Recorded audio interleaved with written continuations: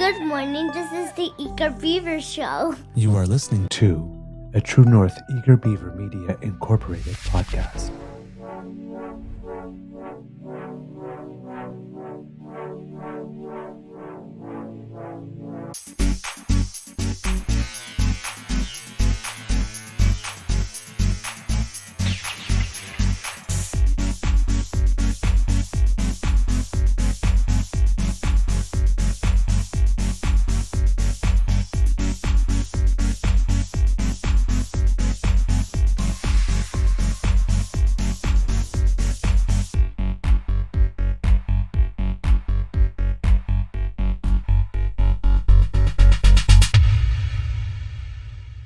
The True North Eager Beaver podcasts are proudly brought to you by our founding sponsors, the Misfit Mysteries from Corvid Moon Publishing, your source for science fiction, fantasy, and cozy mysteries featuring a broad diversity of characters, CanadianTarot.com, your uniquely Canadian online eclectic tarot community, and the Pepper Master, hot pepper sauces made from farm-fresh ingredients to thrill your taste buds and expand your mind.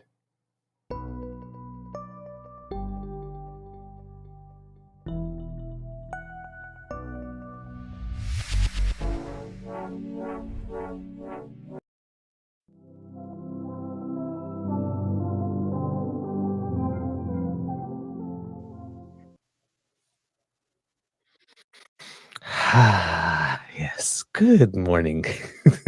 And hello, kids. And welcome to season 4 and episode number 579 of the Daily Beaver Morning Show. 100% Canadian, especially if you're buying Canadian. Come get your news here, not through Post Media. I'm your host, the Eager Beaver Pronouns, he, him, hey, Mr. Beaver, and with me is my good friend, Mr. Grizzly. Big thank you goes to our podcast founding sponsors, the Pepper Master, the Misfit Mysteries from Corvid Moon Publishing, and CanadianTarot.com. So far this morning, kind of gray and mixed, but it seems that we have some weather coming. We'll have a little bit on that for you. I sent you something, Mr. Grizzly, about that. Yep, good. Apologies for being a little late. Kind of my fault in a way. I was here, but when I went to log in to the same place, I go and log in 5 days a week, every week for the longest time. This time it did not take me there. It took me to another account because we have a show account and then we have personal accounts when we record stuff that's not live. Right? So it took me to the personal account. So again, could not find Mr. Grizzly, had to go on a scavenger hunt to be able to bring up the right one. Because when that happens, I have to log out of the personal one because it does not allow me to go into the studio one. So I had to find a way to log out of that, go and find Mr. Grizzly. Then I did. And then when I set up the camera, it slips and then falls in such a way to take me completely out of, and then I had to go find him again. I was literally in for 6 seconds when it slipped. And the whole time I'm sitting here going, where the hell is he? I know he's not sleeping in because I got a message from him earlier. Like, what the hell is going on? And I'm like, well, I'm going to go get a coffee. This is It's like, I was joking with Mr. Grizzly. It's like, stop moving stuff. And the best way I can compare it for those of you who cook, right? And you're in your kitchen, and let's say you start dating someone, and they want to be helpful, so they put the measuring cup someplace they think it should go, but it's not the place you put it. And then you're cooking something, and you need that measuring cup now. It's like, where the hell is it? And you think you're going crazy because it's not where you usually put it. But tech.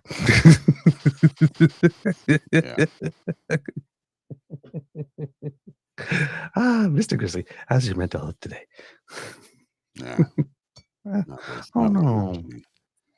It's still, I felt like I didn't sleep a wink. Yeah. Honest to goodness, felt like I didn't sleep a wink last night. I did, It didn't feel like it. That's it's not a great feeling, because whether you slept or not, if you don't feel you have, then all day you're like up here. God, I need to sleep. I need to sleep. Okay, Mr. Grizzly, since we're a Canadian show, let's do the ultimate Canadian thing, and let's talk about the weather. I figured they could say it so much better than I did, so I just picked up a clip. Yeah, where did I put it? Oh, there it is. Okay, so here it is. Here's a clip from the CBC News regarding the upcoming storm. It's our first real storm in a couple of years, actually, because we didn't really get anything last year. There we go. Sorry, I just realized my mic was turned way down. My apologies.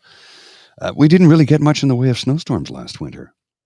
It's been a few winters since we've had a good, proper winter snowstorm, and this looks like it'll be our first. So here it is from the CBC. We'll have a listen to them.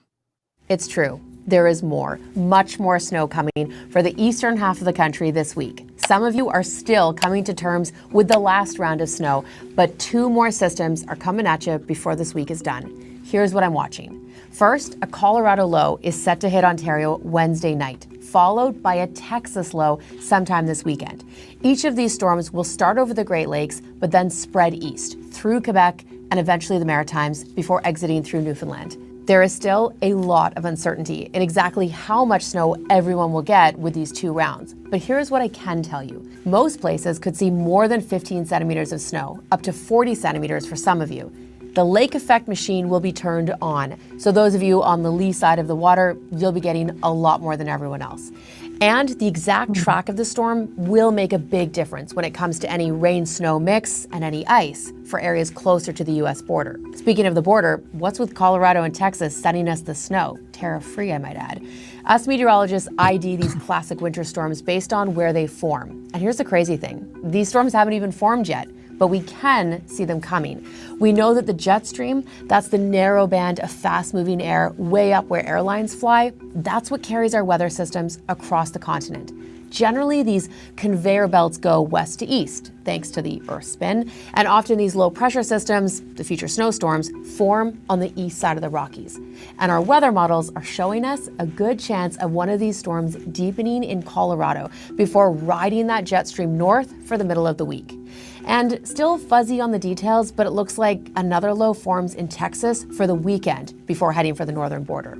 All of this snow wouldn't be possible if it weren't for the very cold air that is being locked in place for most of the country. So when a system does hit, bringing with it moisture from the oceans, that cold air makes sure it comes down as snow. With so many variables for so many people, you're going to want to keep a close eye on watches and warnings from Environment and Climate Change Canada this week. Well, that's Up to sorry. Whoops. Sorry about that. Like for some reason, the tube was doing something that on its own. I didn't just went and did it. Joanna Wagstaff. So interesting. The CBC stylists have got some interesting choices these days because they've chosen to dress her like Paul Williams in the 1970s. Okay, I do not know the reference. Oh, you really? Paul Williams? You don't remember Paul Williams in the 70s? I was born in the 70s, so I may not have been attuned to news then. Well, let me just hang on. I'll give you a compare and contrast because this is what is going on here with this thing. There we go. So yeah, we'll do a compare and contrast. So this, I mean, and I'm not. This is not a judgment call. It's like just interesting that they chose to dress her like this Paul is a styling Williams. thing. Okay. Yeah, it's styling. It's the styling thing. Her hair, the glasses, the jacket. This is a styling thing that CBC would recommend this for the individual. So okay, there's a sort of a screen grab, if you will, and let's just go to this is Paul Williams in the 70s. Oh, the hair, the glasses, the jacket. Okay, you see it? Yeah, I did. I'm like, why is she dressed like Paul Williams? I'm not picking on her. I'm not. It's just interesting style choice. Well, this is like I so did not know who Paul Poilièvre was, is that I thought you were talking about another CBC journalist from the era. No. No, I don't know at all. Oh boy. Oh, he's a famous singer-songwriter. He was singer-songwriter, producer. He wrote tons of hit songs for everybody. In the 70s, he was on damn near every television show you could think of. He starred in The Phantom of the Paradise. He was a huge star, and then he kind of dropped off the radar for a bit, but he continued writing and producing stuff. And if you watch the TV series Goliath with Billy Bob Thornton, he starred in that as well. Oh, okay. Yeah, Interesting. Yeah, Paul Williams, and he was in one of the Planet of the Apes films, and yeah, he was a lot of. How do I put this? There was a documentary a few years ago at TIFF about Paul Williams, and the guy who shot the documentary was like, "Where did Paul Williams go?" He was curious because he remembers in the 70s the guy was everywhere. Well, and the other reason he loved Paul Williams because Paul Williams is, how do I put this? He's not a little person, but he would be considered a big little person. Okay. I think he's about 5 foot tall. Okay. So not quite little person, but stature wise, he's anyway.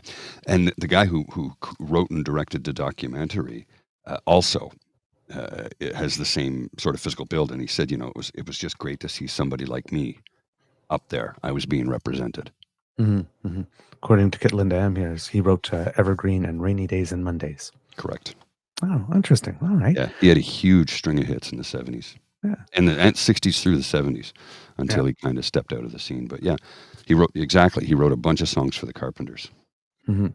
All right. So weather coming, if you're in that part of the country, like I said, maybe up to 40 centimeters, depending on where you are.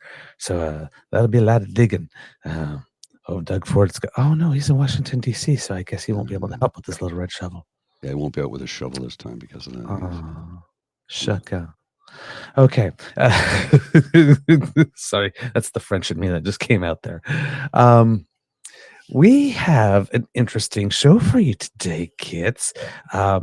Santa Beaver comes bearing presents in the terms of, in the form of public opinion polls. It would appear, we have the title there, Emergency Alert, Canadian Conservatives in Disarray. We really are in a situation where it seems the movement is falling apart in certain ways. At the federal level, we'll talk to you about that. There's some new polling numbers that are coming in, and whoa. The news I had yesterday on the polling numbers is something. Yesterday, there's more news that came out, and the game is flipped on its head. Provincially, polling, there's only sort of one company that sees that there's stuff kind of happening, but the others still haven't come up yet. There's about 2 weeks. It's kind of looking like a repeat of last time around, and kind of in terms of the numbers and whatnot, but there are things happening, and it seems, if the federal mood is any mood, it seems that people are open to swinging. So you never know. But right now in Ontario, clubs for that. It doesn't. Everything calls for that, and I said there's clubs for that. Oh yes. Did you get it? Yeah. Did you get it? I didn't hear it the first time, but now yes. Hey man, you do it to me all the time. I got. I know. No, that's good. That's good. So, and yesterday, the pretext for Ford's campaign keeps being on again, off again, on again, off again with what Trump is doing with tariffs, and it's his thing seems to be off again. Then we have Danielle Smith in Alberta, and the Alberta Conservatives. It's just going from bad to worse. There are documents that are sort of finding their way out to the public realm, and more and more connections directly with the such that making people say that there's absolutely no way that Miss Lagrange could not have known, and pretty similar for the premier here. And then to top it all off, Pierre, because of the polling numbers, clearly is in panic mode. And, well, on his perpetually pugnacious promotional playground tour. That's onomatopoeia. Yes. There's a lot of peas and Pipi le Poilièvre going around.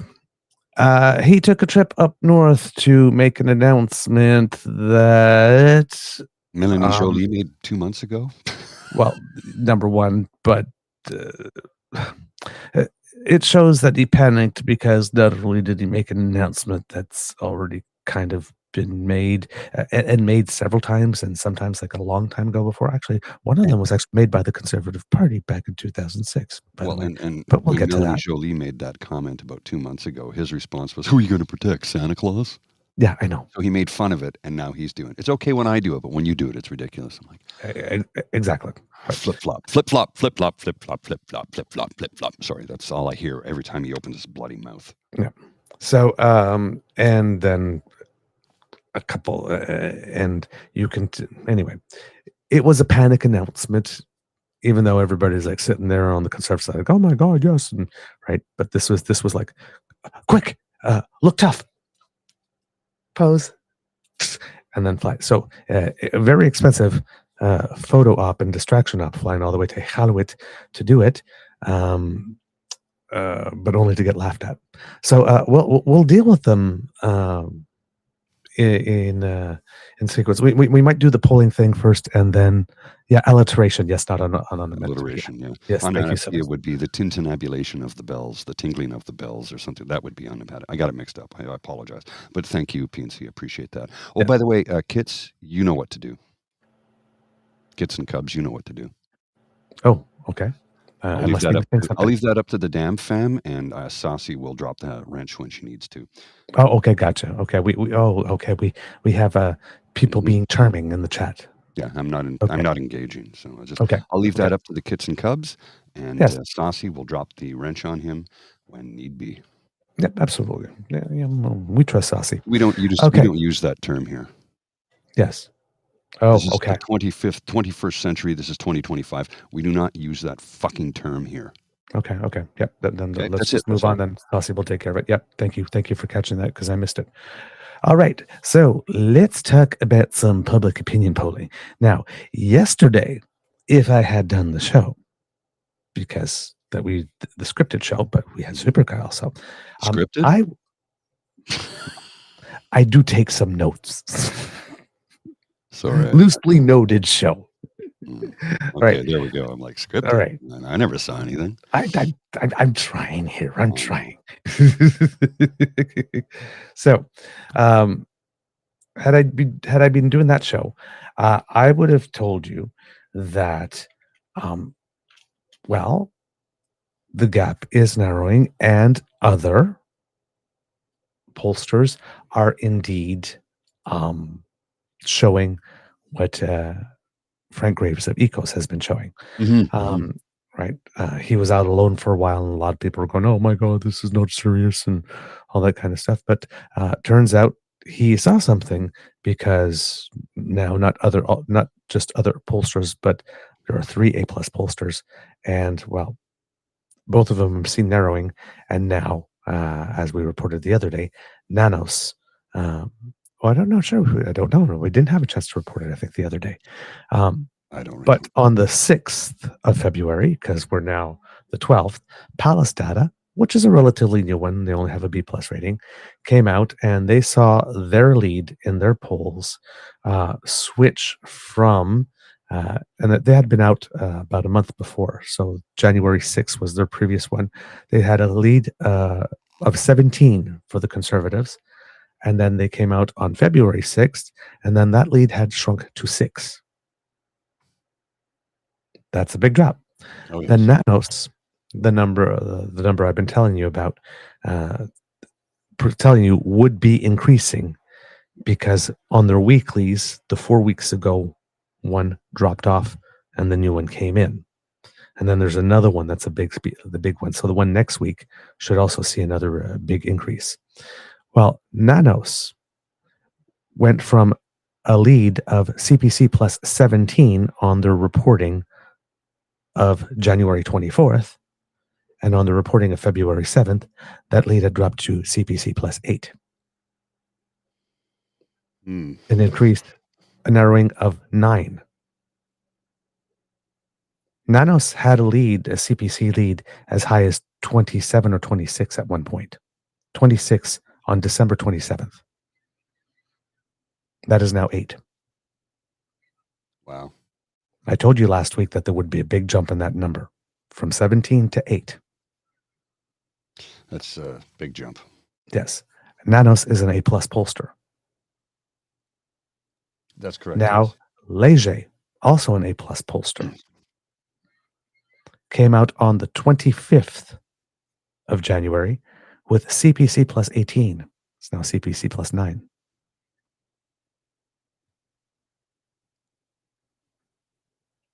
The Leger numbers, in particular, did something really interesting because I guess they tested in general, but they also tested specifically by substituting names. So they had Poilièvre, they had Freeland, and they did Carney. They did the two front runners. And with Freeland, it shows that the Conservatives are still winning. Right? But what, by a thread, a hair, like a... no, by a pretty solid margin still. Really? Yeah, by a pretty solid margin still. It shows that with Freeland, CPC 39, Liberals 28, NDP 15, Bloc 7, Green 6, PPC 3. Now, when they put in Carney, specifically, the Liberal Party under Carney, Liberals 37, Conservatives 37. NDP 12, Bloc 6, Greens 5, PPC 2.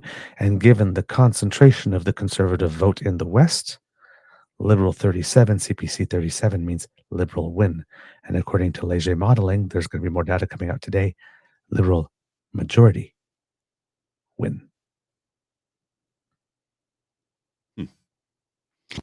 Time will tell. So ECOS, the first one up, saying, hey, the lead has only shrunk to 3.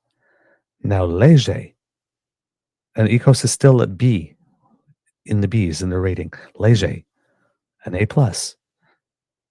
came out yesterday and said, if they substitute in Mark Carney as Liberal leader and ask, we're looking at majority territory now. Now, assuming that political parties have internal polling that tells them this too, Pierre Poilièvre's announcements of the last little bit kind of start to make some sense now, don't they? Oh, yeah. He's in panic. I'm not aware of more than 2 genders. Yeah. Just like Trump. Right? Oh, he's in total panic mode right now, though, because he can't figure out why all my hatred and anger and pissed offedness is not working. Yeah, because nobody really liked that to begin with. The vast majority of Canadians did not care for your brand of politics. Then your negatives, you didn't work on your negatives during those 2. So yes, they were tired of the Liberals. They parked their vote with you because, as I think it is, Bruce Anderson might have been made the note. I hope I'm giving credit to the right person. But when the Conservative number's at 47, that's not all Conservative vote. Right? There's some NDP vote. There's some frustrated Liberal vote there. So now we're starting to see just how much of it is not Conservative vote. By the way, that's now 4 polling companies that also have the Liberals in the 30s or above. That hasn't been there for a long time. So here's something I think nobody seems to, let me rephrase that. I have not seen anybody address this yet. about what I'm about to say. And it goes in line with Carol's commentary. So Mark Carney kind of represents a certain world view of Canada. Calm, cool, collected, confident, measured responses, polite, speaking with facts, not platitudes, not slogans, not hyperbole. That's kind of what the representation of Canada is to the rest of the world. And largely over the last few years, we can be thankful for our current prime minister for helping to instill that in people, because that was how he responded to emergencies. Pierre Poilièvre screams and yells and chants stupid slogans that have absolutely no meaning because he's empty in so many ways. But Mark Carney represents the steadying of the ship. People weren't sick of the Liberals in power. Nor the policies. No, they were angry at the Prime Minister because of all the vitriol that's been spewed and the sort of media brainwashing over the last several years. I mean, it started right out of the gate. Nice hair, though. Saki selfie. I mean, it started right from the beginning. Before he was remembers to wear his pants to the debate. Yeah, like right from the get-go, they were doing this. And it was the media who was doing it, and the Conservative Party. After nine plus years of that, it starts to weigh on people, and people start to believe it. People will believe hype. And I have had conversations over the last few days with seemingly intelligent individuals who I've known for many years who have bought into this hype, bought into the lies. And they said, Trudeau's destroyed the country. I'm like, there's no metric that you can show me to back that statement up. Not a one. Not a one. Matter of fact, somebody went on about all the carbon tax, this and that and the other thing. And I go, no, I gave them examples. They go, oh, that's from the CBC mouthpiece. I go, hang on, here's one from the Financial Post. That is not a Liberal rag. The Financial Post backs the University of Calgary, saying that more people get back from the carbon tax than they pay into it. And it's a carbon regulatory recovery fee, not a tax. How many times do I have to go over this? But seemingly intelligent, and I said seemingly because I begin to question when I hear people say stupid things. These are educated people who I've known for a long time saying stupid things because they're regurgitating what they've read on social media or in post-media publications. They've been brainwashed. And I said, you've been suckered by the hype machine. They don't like to hear it, but I'm like, look, here's the facts. The facts do not back up anything you're saying. You have nothing, no concrete evidence to back up the fact that the carbon tax is bad for you. You have no concrete evidence to back up the fact that you said Trudeau has destroyed our country and our economy. There's not a metric that can back that up anywhere. Yet they still insist on it. So that's usually when I say, well, you clearly have made your mind up and you're not willing to listen to facts or the truth. I cannot help you. No, they created new metrics, GDP per capita. Yeah. At a time where we brought in a whole bunch of people. Yeah. Hey, because don't be mistaken. It's not that conservatives are stupid, right? No. Because they're counting on you being stupid. Yes, they're sitting there and they're going like this. Hey, we know how math works. Mm-hmm. If you bring in a lot of people, if you boost your immigration rates very quickly, well, your GDP per capita is going to go down. So let's start talking about that now. If you're not in some like incredible economic boom and bringing in more people, this necessarily, because that's just math. When you divide two numbers, the number you divide by, if it gets bigger, your result is going to be smaller. It's right. If I got 2 apples and I divide by 2 people, that's one thing. If I bring 5 more people to the party and I got 2 apples, I got to divide them by 7. Everybody gets a smaller piece. Mm-hmm. It's just math. So they know how math works. Yeah. Oh, yeah. But they're counting that you don't, or they mix the math with people who are of a different color. Yes. Or worship a different God. And then they try to link the two together.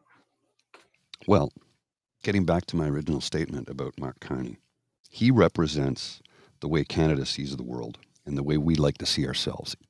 And I'm not saying he represents everybody. I'm not saying that. What I am saying is that it's on the face of it, he represents what Canada has always been. Calm, cool, collected, steady. Sorry. And if we have to, you'll be sorry. Pierre Poilièvre represents Donald Trump. That's why I've started calling the Conservative Party the Poilièvre-Trump Conservatives. And that's what I'm calling them from. I mean, he can call them the Carney-Trudeau Liberals when Mark Carney is not even in government. Mm-hmm. So it's the Poilièvre-Trump Liberals, or Conservatives, I should say. Poilièvre-Trump Conservatives. Yeah. Yeah. That's what I'm calling them from now on. Right. So with these polling numbers, even Philippe Giffournier, who operates 338 Canada and whatnot, is saying it's a whole new race. Yeah. February 11th, Leger poll. And this represents if Mark Carney was Liberal leader. Right. So what does it say twice? Pardon? It says Liberals 178, Conservatives 138. Yes. Bloc 21, NDP 4. Greens 2. Okay. Now that NDP 4 number, pay attention to that, because that will probably decide whether or not Parliament falls. Mm-hmm. The very quickly or not. It's got the Conservatives leading in 3 provinces. Saskatoon, which is Saskatchewan and Manitoba. Why do they always group them together? I don't know. Is it because of the population base? I think so, yeah. Because there's a little over 1 million people. There's like 1.3 or 1.4 million in Saskatchewan. I'm not sure how many in Manitoba. If Cassie's in the stream, if you could let us know. Alberta, so 20 seats in between Saskatchewan and Manitoba, 33 in Alberta, and 23 in BC. 23 in BC, that seems really high. But then again, it's interior of BC. But the interior of BC does not beat the population base of Vancouver and Victoria. So I don't know what's going on there. That's interesting. It's interesting. Because I remember about a year or two ago, I can't remember how long ago it was, somebody looked at the map and it showed, look at, we have Ontario to blame for this current government. I'm like, what do you mean? Well, how come there's not more representation out west? I'm like, well, if you want to go for proportional representation, you guys will lose every time. Because Ontario is almost 4 times your population, and that's 1 province. When you add Ontario and Quebec together, that's like 60% of the population of the country, 60 or 70% of the population of Canada. So yeah, we have more seats because there's more people.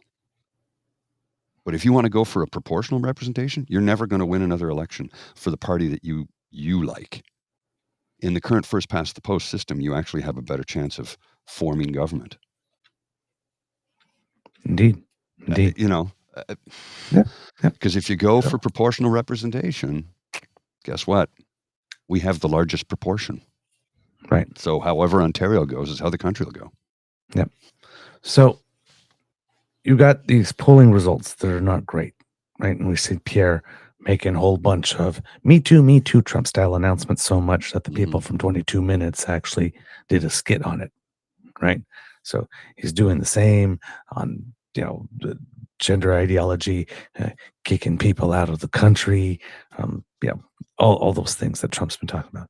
Well, he went to the north and he decided that he was going to make an announcement because, Trump really wanted us to do stuff on the border. So, apparently now we do have a fentanyl czar.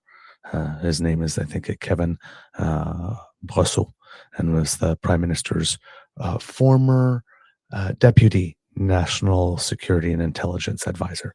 So all the conservatives up in Doug and Danielle the last couple of days have been yelling, saying, it's been 5 days since we asked for a fentanyl czar. Yes, because a fentanyl czar, if you're talking about picking one that will satisfy Donald Trump, it is something that you just pick up on the dollar store shelf and announce the next day, right?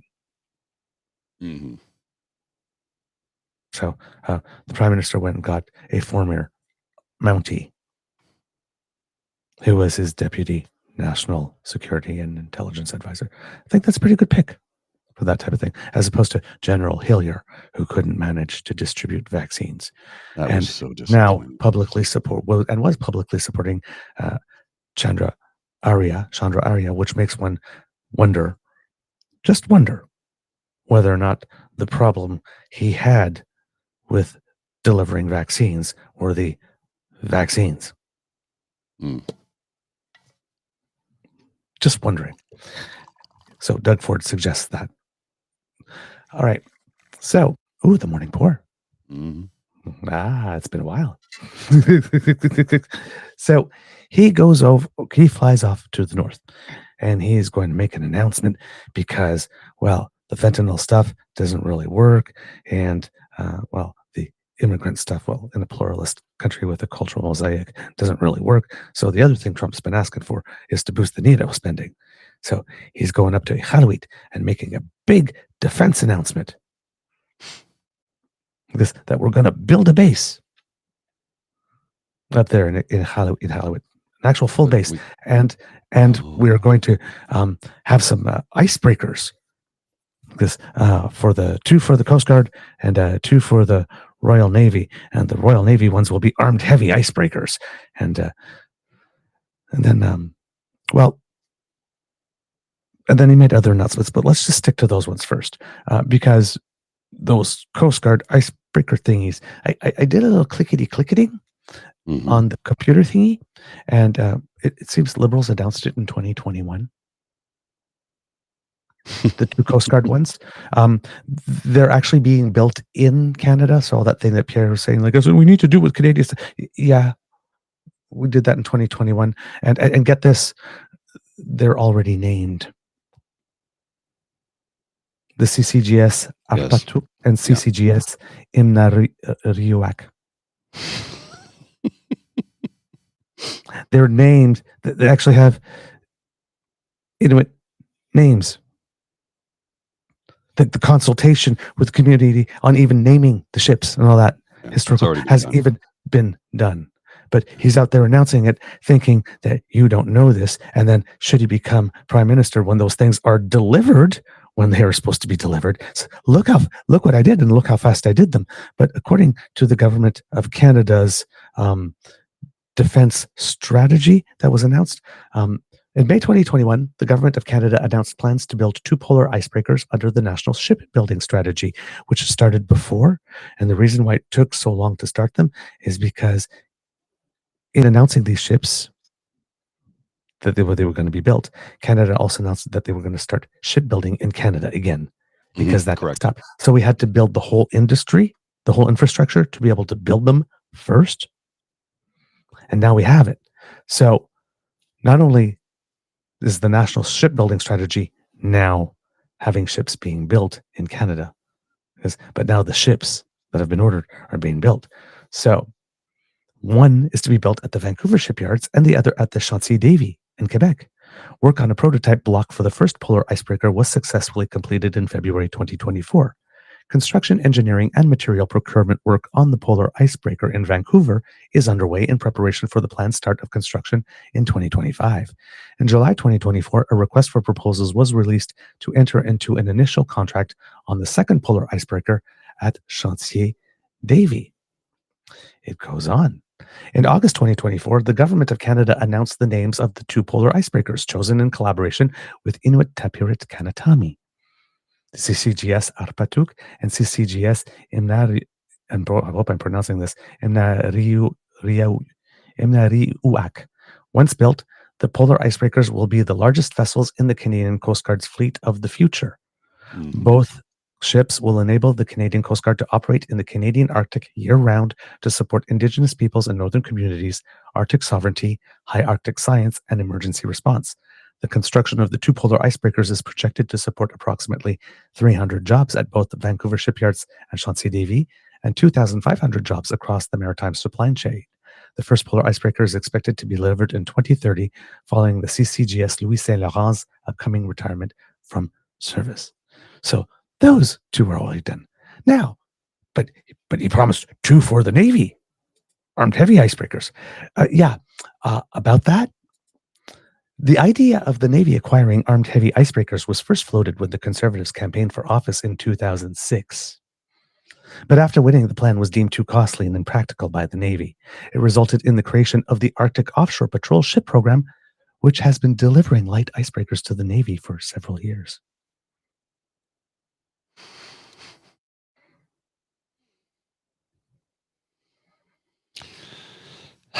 What is this face, Mr. Grizzly? I don't know what you want my to call unimpressed face. I'm unimpressed with Pierre right now. So he rushed to the Arctic to announce stuff that was already being done or already explored 19 years ago and deemed to be a non-starter. And then he went up there, it would appear, to make all these announcements about all the stuff he was going to do for Iqaluit. Because remember, this was a Stephen Harper thing, right? He went to the north once every year to make this big thing to say, but did anything ever actually emerge or come from that? In any way, shape, or form? Was there any big infrastructure? Did we get the deep water ports? Did we get the... I'm not sure about that. But the other thing, it turns out that he did is he went up there to make those announcements of stuff that had already been done, and then kind of forgot something. This is from Premier PJ Akiagok. Okay. Yes, the Premier of Nunavut. Mm-hmm. February 10th, 2025. Premier response to Federal Conservatives' platform. Premier PJ Akiagok today issued the following statement regarding Conservative leader Pierre Poilièvre's party platform proposals. This morning, I learned about Conservative leader Pierre Poilièvre's Arctic platform, including a pledge to build a military base in Canada's Arctic. While I'm heartened to see political attention on the Arctic, I want to remind Mr. Poilièvre and his party that decisions about the North cannot occur without significant input from Northerners. I look forward to Mr. Poilièvre's explicit recognition that should he become Prime Minister, his plans for the Arctic will be made in partnership with Northerners to reflect our rights, needs, and perspectives. The government of Nunavut looks forward to working with Canada's next Prime Minister on meaningful nation-building investments in the North that meet our Arctic sovereignty and security goals, address our NATO's 2% spending commitments, and unlock our economic potential. While Nunavut has come far in the past 25 years, it is clear that more robust investments are needed to tap into our territory's full potential. The time has come for Canada to extend its nation-building efforts to our third and longest coast. Given today's global landscape and the centrality of circumpolar issues, it's even more pertinent to make significant investments in the Arctic that meet local community needs, forge opportunities for economic development, address reconciliation, and our country's geopolitical interests in Arctic sovereignty and security. Nunavut is committed to ensuring Canada's safety and security, including that of Northerners, and to safeguarding the ability of Canada to defend both the Canadian Arctic and North America. There are many opportunities for Canada's next Prime Minister to partner with Nunavut on transformative projects in the Arctic. Nunavut has been clear about our priorities when it comes to Arctic sovereignty and security and unlocking our territory's economic potential in strategic areas such as critical minerals and energy security. The Arctic Security Corridor, or the Grays Bay Road and Port, is one of the Inuit-led initiatives supported by the government of Nunavut. This nation-building initiative will bolster the terrestrial connection to the Arctic Ocean, opening opportunities for mining of critical minerals needed for both Canada's economic and military needs. It will also be the only deepwater port in the Western Archipelago on or near the Northwest Passage, which will become more significant in coming years as the Arctic Ocean sees a longer ice-free season and associated increased shipping traffic. The Kivalliq Hydro Fiber Link is a terrestrial power and telecommunications link between Nunavut and southern Canada that will reduce Nunavut's reliance on diesel power in the Kivalliq and improve internet connectivity. This link will also connect parts of Nunavut to the national energy grid, improving energy security and strengthening Canada's sovereignty in the north. The government of Nunavut continues to work with the Kivalliq Inuit Association's Nukuk Corporation to connect Kivalliq communities to Manitoba Hydro to enhance energy security, northern sovereignty, and resiliency. The Iqaluit Hydroelectric Project is another initiative targeting energy security. This Qikiqtani Inuit Association-led project is a long-term plan to supply a sustainable, affordable, and reliable source of energy in Nunavut's capital. This nation-building project would decrease Nunavut's carbon footprint, reduce our territory's reliance on diesel fuel, and provide Nunavut's capital with a renewable energy supply. Iqaluit Hydroelectric would signal a decisive move towards clean energy and self-sufficiency for Nunavut. A deepwater port at Qiktarjuaq is a long-standing priority for the government of Nunavut. This port provides critical Arctic infrastructure to support national security, search and rescue operations, and maritime defense. It also reduces dependency on foreign ports for Nunavut's essential goods.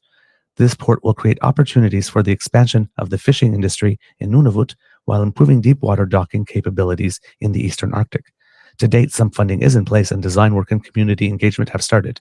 However, additional investments are needed to complete the project. Canada's geopolitical interest in the Arctic is of paramount interest to the government of Nunavut and the Nunavummiut.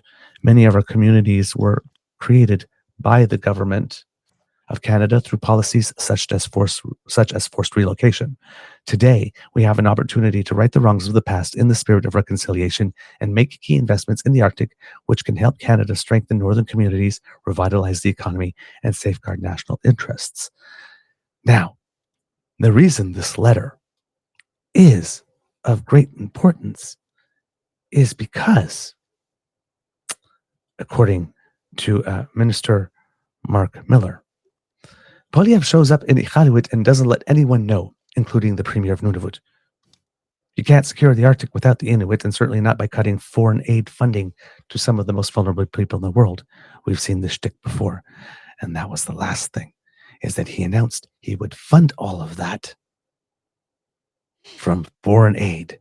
Mm-hmm. And who just cut foreign aid? Trump. Yeah. So this was not an announcement for the Arctic.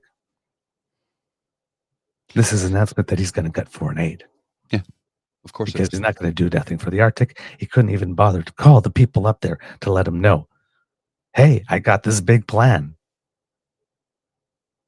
And I'm coming to your town to announce it. He didn't even have enough respect for the Premier. Well, I've got plans for your territory. I'm coming there to announce it, but I don't feel I should announce that I'm coming or tell you about my plans. I'm just going to pop in and surprise you. He doesn't give a damn about jurisdictional boundaries or duties or... Look, he just wants to be king. I know, but like, put this in the context. The guy who on the day of the national apology by the Prime Minister of Canada for the residential schools went to CFRA and said that Indigenous people just needed a stronger work ethic. Yeah.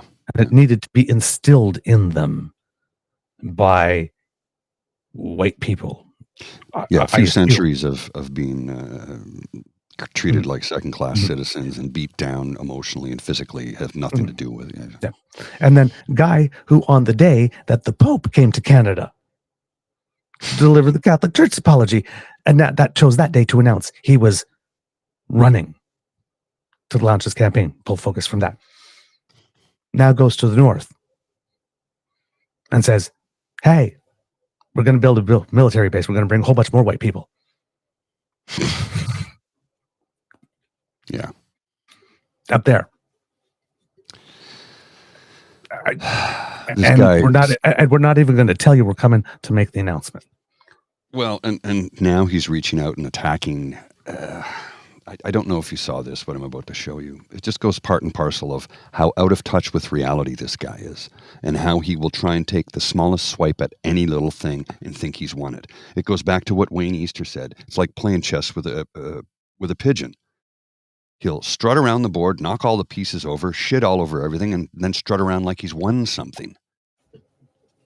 Easter didn't say shit. He said mess up the board because he was in the House of Commons and he knew better, but it's true. And here's an example of it from just yesterday.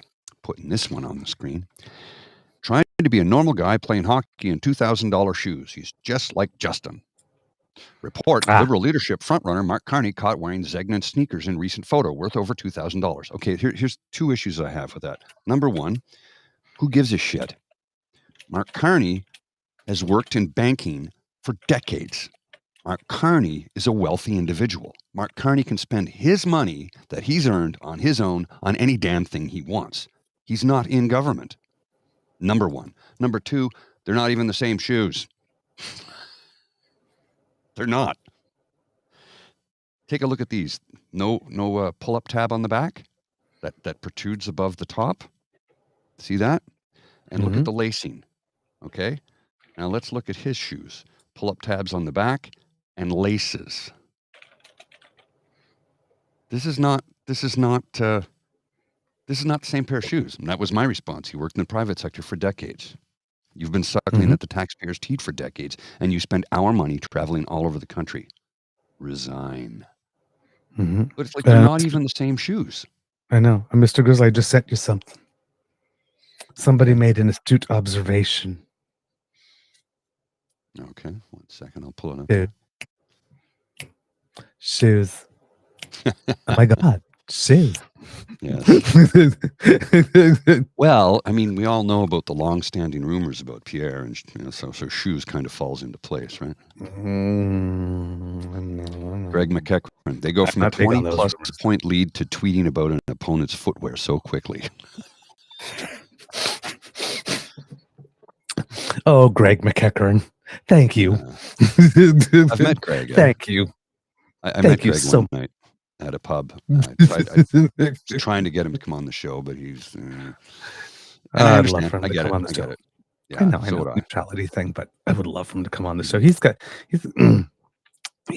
a little bit of the petty. He's a good guy. Yeah, good guy. Oh, I love it.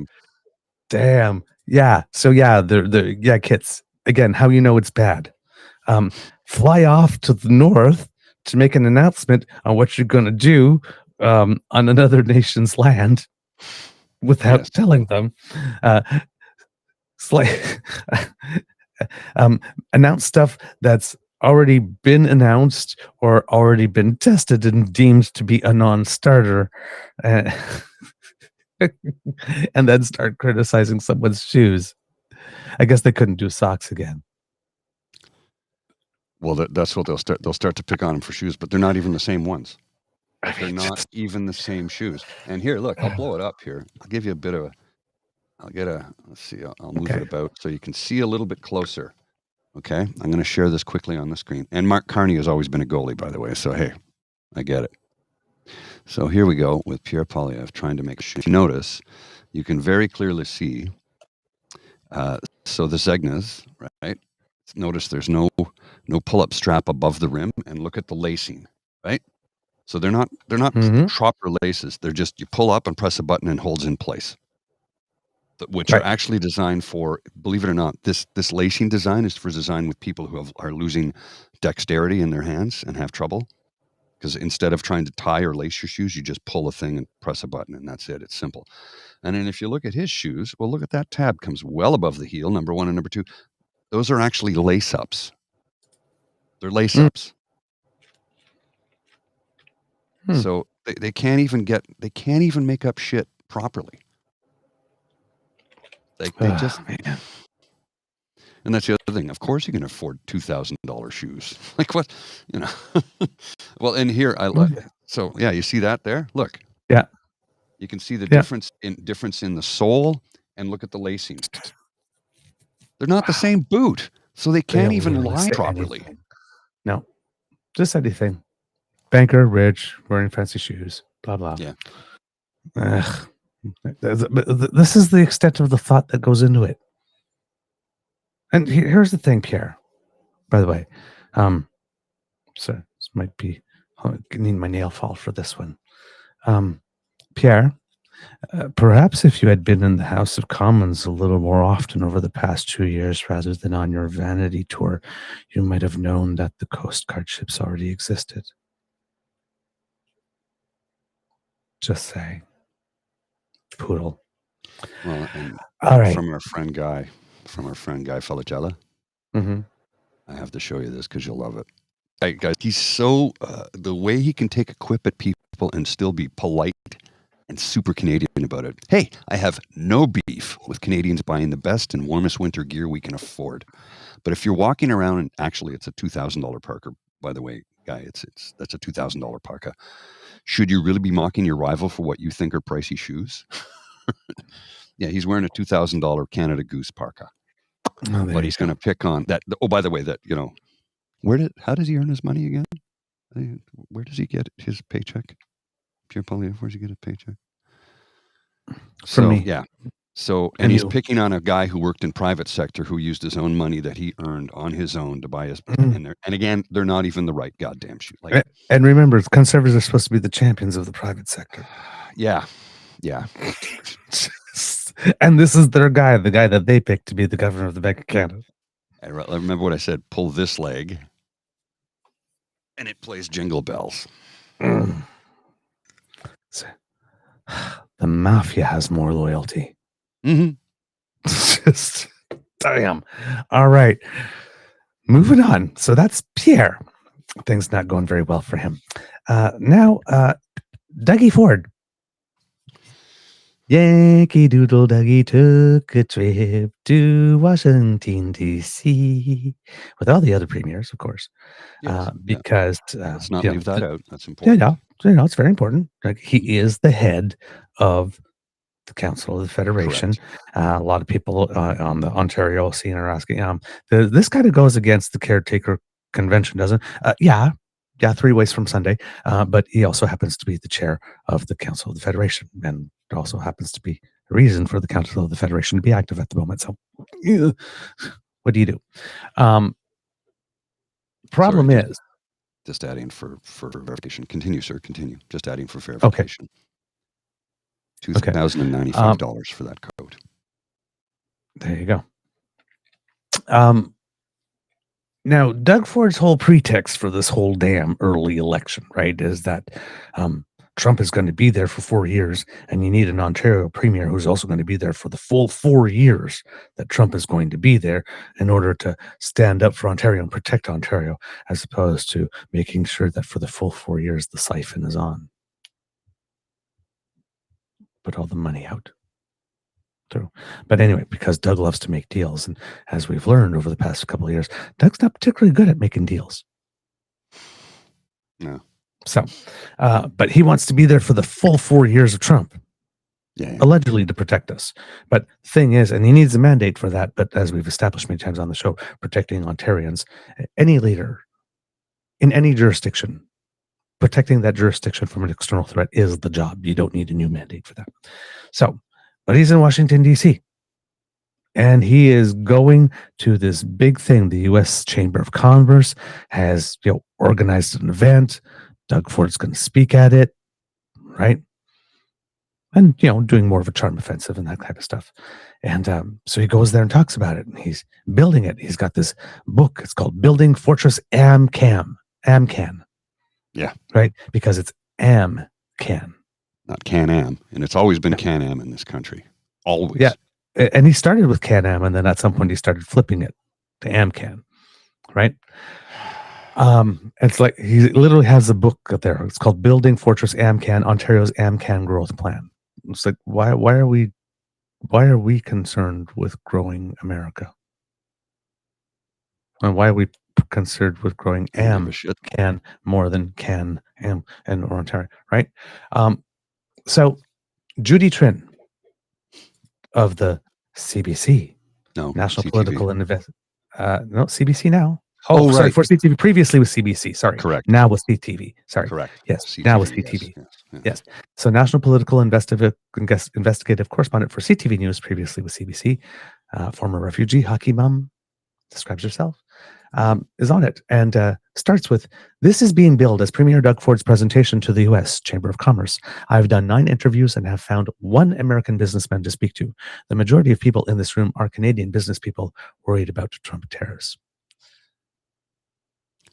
So Doug Ford is going to the United States to convince everyone in there, and he's speaking to mostly Canadians who happen to be in the United States in this room.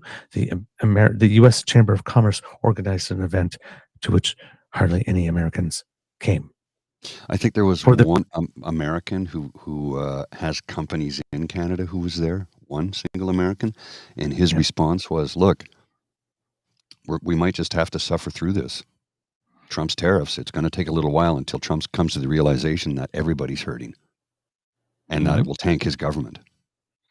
Yep. According to Judy Trinh, the theme of Premier Doug Ford's presentation is that the Ontario, Canada governments can help the U.S. take on China, which Ford says is ripping off American workers. At least he's moving over to China rather than Mexico all the time. A little bit, but he links them, right? He says Mexico's bringing in the Chinese parts, and that's how they're getting in.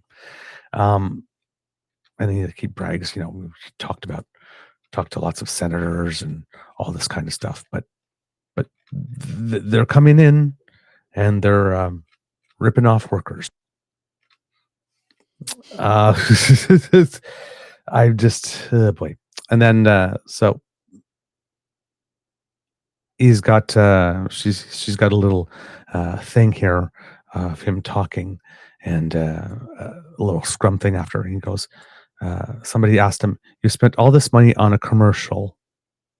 You have this huge delegation here. We have a room full of people from Canada listening to your speech, as opposed to Americans. Is it a wasted effort?" You know what?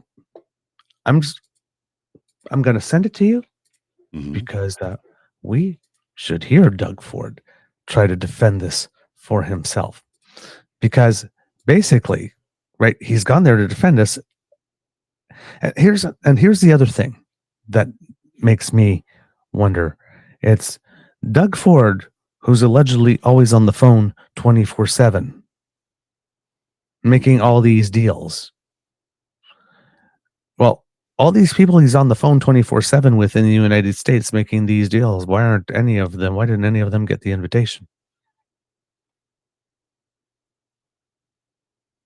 You would think the guy who's allegedly on the phone 24/7 would have a lot of people in his, and I know I'm going to date myself here, Rolodex or address book to call to say, "Hey, I'm coming to Washington, D.C. to the U.S. Chamber of Commerce to deliver something like this. Maybe you should come." Of course he has a Rolodex. He thinks people watch the Flintstones still. Actually, there you go. Accuracy. Accidentally correct. But nobody on his team called anybody. All these people he's talking to, allegedly, all the time, to show up at this event, at this particular moment. Let's have a listen. You spent all this money on a commercial. You have this huge delegation here. We have a room full of people from Canada listening to your speech as opposed to Americans. Is this a wasted effort? Well, I'll just correct you. It's not a room full of Canadians. There was a lot of Canadians, but a lot of Americans were there. And one of the largest lobbying firms in the country, if not the largest, is the American Chamber of Commerce. And we had their people here. So it's very important that we get the message out. And the most powerful tools, there's many, but two of them are the American people calling their senator or their congressperson and voicing their opinion. The numbers that we heard in there, and you heard, Americans don't feel it's right to attack their closest, friend and treasured ally. They don't believe in that. So we're going to continue communicating. The worst thing we could do as a country is not show up. That sends a message to the president that we don't care. We care. We care tremendously. We care not only about the Canadians, we care about our Americans. Okay. What? Doug. We have to show the president that we care. Fuck that. No, we don't. No, we don't. Because he doesn't give a shit about us at all. He wants to take us over. So that doesn't mean anything. There's no amount of us showing that we care. We did that. We mobilized $1.3 billion. You bought. You're there right now. Danielle Smith went on a charm offensive. I guess again, he's going there presenting a plan to make a deal for Fortress Amcan with a man with whom you can't make a deal. Mm-hmm. With a man who's breaking his own word as president of the United States on the own deal that he signed, that when he signed it was like the best deal America ever negotiated, ever. Well, according to him, anyway. According to him, yeah. His word means nothing. And now his word is the word of the United States of America, which means the word of the United States of America means nothing. And if we need any more proof of that, Doug Ford goes down there. And then last night we find out, oh, by the way, because that thing I was mentioning yesterday, well, wait a minute, if it's 25% tariffs on steel and aluminum, and there's 25% tariffs on everything coming, Well, isn't that the same thing? Oh, no. They're stackable now. Like this. And then before going to bed, he mused about 100% tariffs on cars. So now, in the space of a couple of days, we've gone from no tariffs until March 1st to 25% tariffs on everything, then an extra 25% on steel and aluminum, and then an extra 100% on cars. Great negotiating you're doing, Doug. Yeah, wonderful. Stay right with that. And I'm guessing if the 100% on cars is also cumulative, that's a 175% tariff on Ontario cars already. And in all fairness, he's sitting in front of the mic before finding out about the 25 stackable and the extra 100. I was like, we have to show him that we care. Well, you went to Washington, D.C. and you said, we have to show him that we care. And you got his response. Another 125% potential tariffs on the number one industry in Ontario. Maybe you want to quit while you're ahead. Before he turns around and goes, hey, how about 300% tariffs? Doug Ford is not getting it done. Whoops. Did I say that out loud? Oh. But seriously, what is the purpose of this campaign? Protecting Ontario. Every time he opens his mouth, the tariffs go up. He seems to have flipped his Canada's Not For Sale hat, as Theo Madakis so accurately pointed out. He won't rip up the...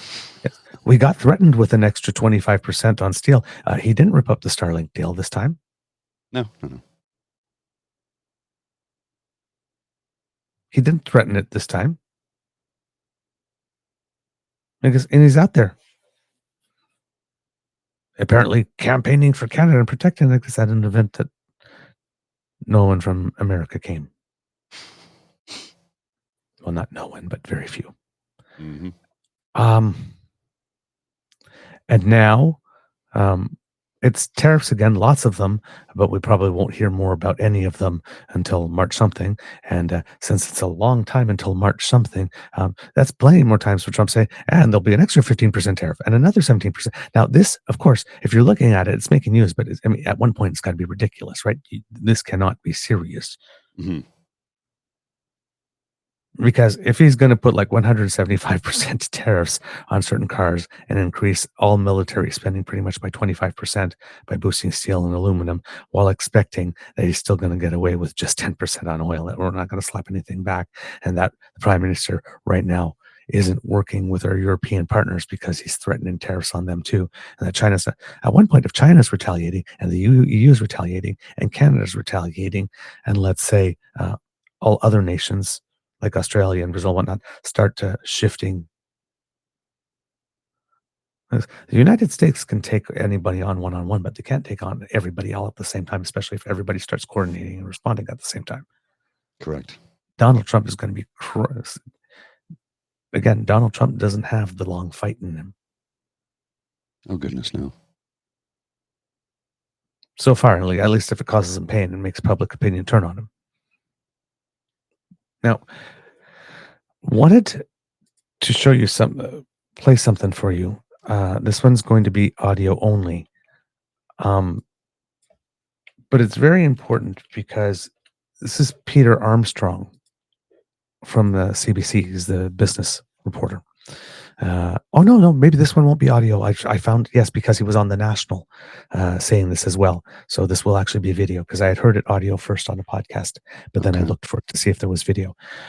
Explaining a little bit how things went for the U.S. last time. Did you just email it to me? Yeah, I just emailed it to you like this. It's got a clip and a timestamp. Okay, yeah, 1 second. Yeah, it might take us. Sometimes it takes a couple seconds to get to you there.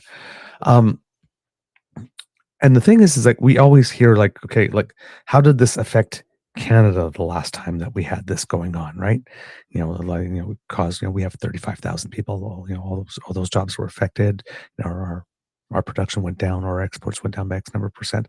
But what happened in the United States? Because one of the reasons Donald Trump did this the first time was to try to help boost U.S. steel production, because it had taken a bit of dip. I guess it wasn't as competitive as anywhere else throughout the world. Maybe they're a little behind, and it kind of worked until it didn't. You could say that, yeah. Yeah. Just pull this up. Yeah, I've got it. I'm good to go here. Let me get it. Okay, and it takes a couple of seconds sometimes to load up. Let's go.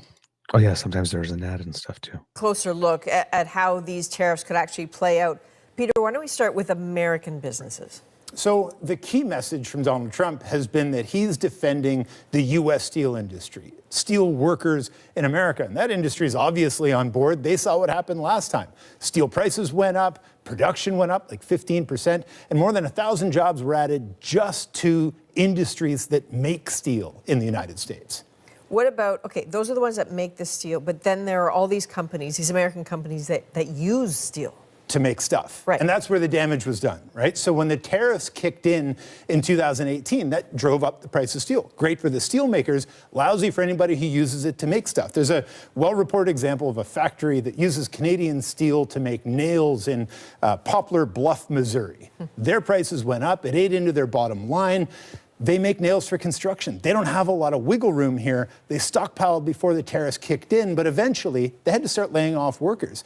That story happened across the country, big and small companies. Two economists kind of broke down the numbers in 2020 to get a look at what had really happened and found, sure, it was great for steel makers, but those who use it lost 75,000 jobs. So compare that. 1,000 jobs added, that's great. 75,000 jobs lost, that's not a great net benefit. So, given all that, if you bring it back to Canada, certainly how this goes down in the United States, I mean, is going to have a huge impact here. Huge, and we know the playbook there as well, right? As tariffs kick in, those American customers will look for non-Canadian, non-tariffed substitutes. If they find those, that'll draw down demand here. That's bad for business, and businesses will suffer. But there's another thing to think about here in terms of business investment. It was already pretty weak in Canada. Even the threat of tariffs is driving investment away from Canada into the United States. That's bad for business here. It's bad for Canadian businesses. It's bad for Canadian workers. Great. All right.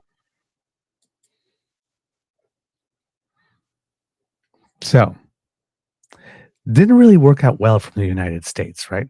Nope. The tariffs were in place for about a year. Yes, and then they were lifted eventually, or we got an exemption out of it. But you can show this evidence on a spreadsheet to Trump, and he'll still see what he wants to see. It doesn't matter. He's a narcissist. Right. He doesn't care. He's going to do what he wants to do because he believes he's right and you're wrong. Right. So Catherine Cobden, who's the president and CEO of the Canadian Steel Producers Association, is calling for more Canadian steel to be used domestically. So to start substituting it, especially if we're going to be building any infrastructure projects, because we can't rely on going through the United States for other things, like, for example, a pipeline out east, so that we don't have to go through Line 5 anymore. For Canada, the impacts in 2008, when similar tariffs were imposed, aluminum exports decreased by 50% and steel exports dropped by 30%, according to Statistics Canada. These industries employ greater than 35,000 people. And like you mentioned, U.S. steel is struggling a little bit. Now, this is a broader overall plan from Trump because he says that he would like to replace income taxes totally with tariffs. But that's literally an impossible idea in the United States because the difference in the amounts are so huge that if you were to do that, you would have to impose tariffs of 80 to 90% to make up for all income taxes. Total U.S. imports in 2022 were about $4 trillion, but corporate and income taxes from 2024 are just shy of $3 trillion. So, there's a little bit more than $1 trillion to make up to that. So if you do that with imports, that's about 80 to 90% import tariffs. And then that means Americans still have to pay those higher prices. And it's not necessarily sure that they would have the higher incomes to do that. Right. So And if the incomes are not there to do that, then nobody is taking things off literal and figurative shelves, which means inventories are not depleting, which means you don't need people to manufacture things anymore. And then, well, you see how it goes. Mm-hmm. Right? So if we can outweight them, we will have pain, but there will be cries coming from the own people he depends on to keep on being relevant and funding him and that type of stuff. And that could change his mind. You also have to understand that the trade surplus number, in terms of a precise number, is it 200 million? Is it 55 billion? He's always exaggerating, but it's pretty relevant because the United States outside energy has a surplus with us. Correct. And the price of energy is very volatile. So equalizing it is like trying to chase a rabbit. Oil's at $140 a barrel. Okay, it's over here. Oh, now it's down to $60 a barrel. Oh, the trade deficit just like it's right. You can't catch that. Right. So there will always be an excuse to complain. It's too high, it's too low. It's like Alberta with equalization, actually. When the price of oil is too high, we're not getting to keep enough profits. This formula is unfair. And then when it drops to like negative, like what it did during the pandemic, when we're actually paying people to store oil because we can't stop pumping it because it takes too long to bring it back online, but everybody's full because nobody's buying it. Then it's like, oh, the equalization is not fair because it's costing us too much and we're not making enough of it. So yeah, it's like, oh, when oil's doing really well, it's not fair because you're not getting enough. And when oil's doing bad, it's not fair because you're giving up too much. Okay, yeah.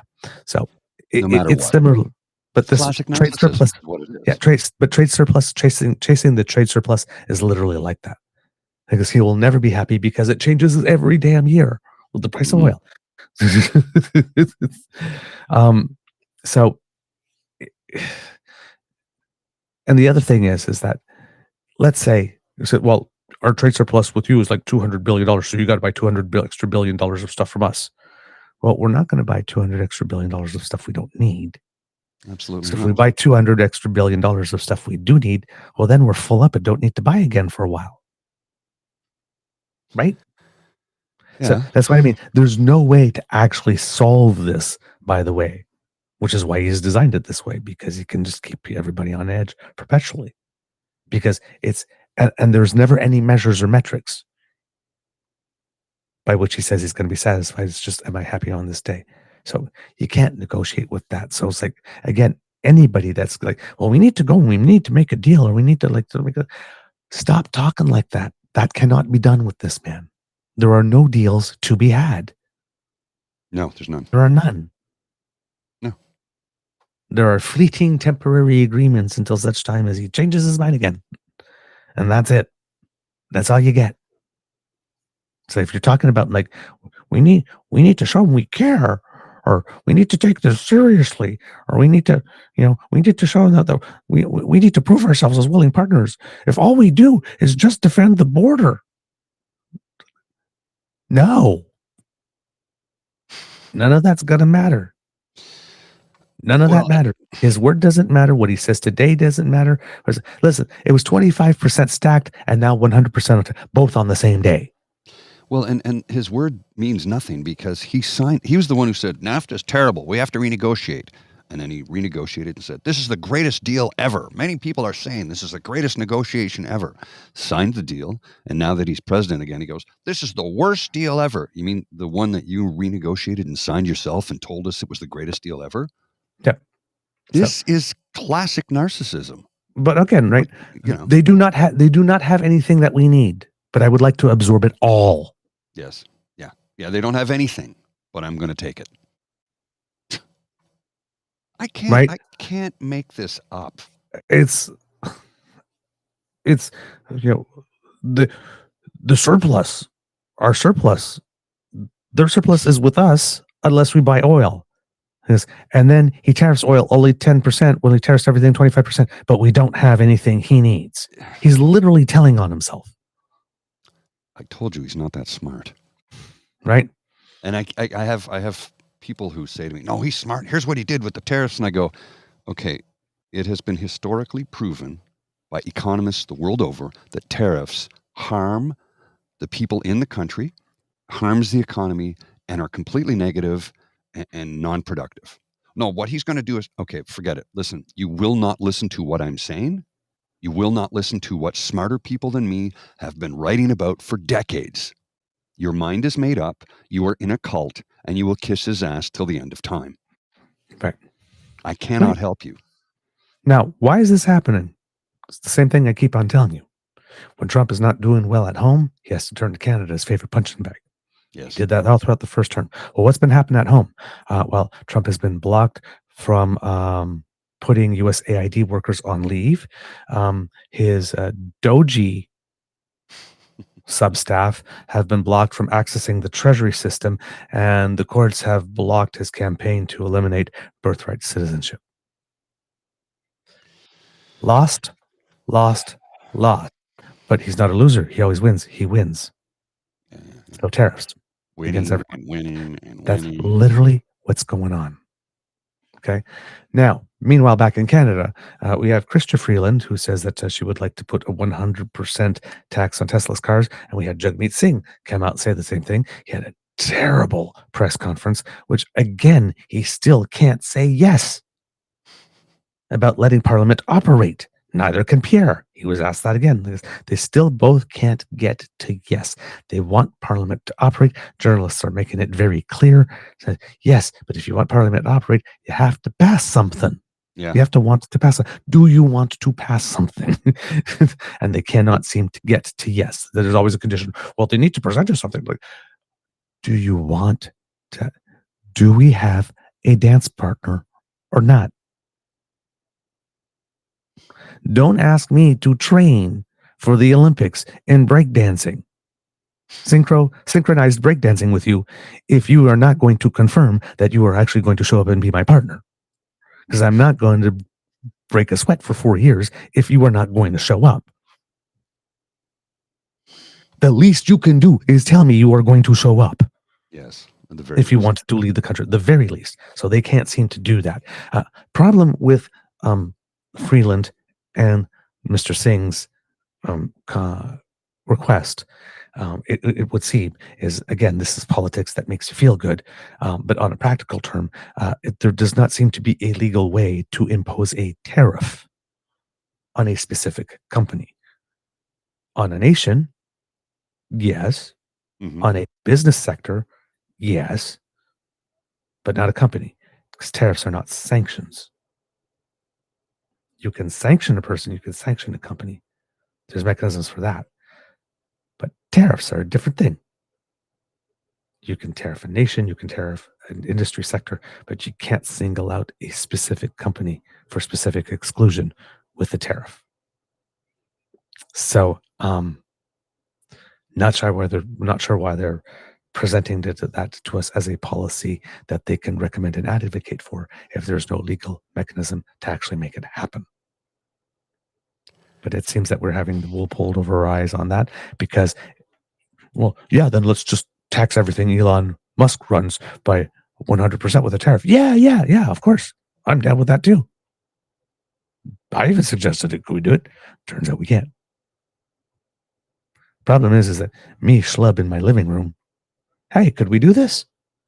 Because I'm not reasonably expected to know off the top of my head what tariff law is. But a legislator who has a whole team to research that probably should have asked them, but hey, can we tariff specific companies before going out and saying to the Canadian public, hey, I would like to tariff. That type of spitballing is good for average citizens. It isn't good for someone in a position of power who has all the resources available at their fingertips to actually find out and know. There's a difference between politics that actually are good and politics that make you feel good. Yes. Right? And listen, we all need to feel good these days. That shit given south of us. But make us feel good by trafficking in reality. Things that actually can be done. So, yeah, was not a good press conference for Mr. Singh that way. Just to get back to Pierre's press conference very quickly, because, quote, in it. So he said he would build the first military base in northern Canada.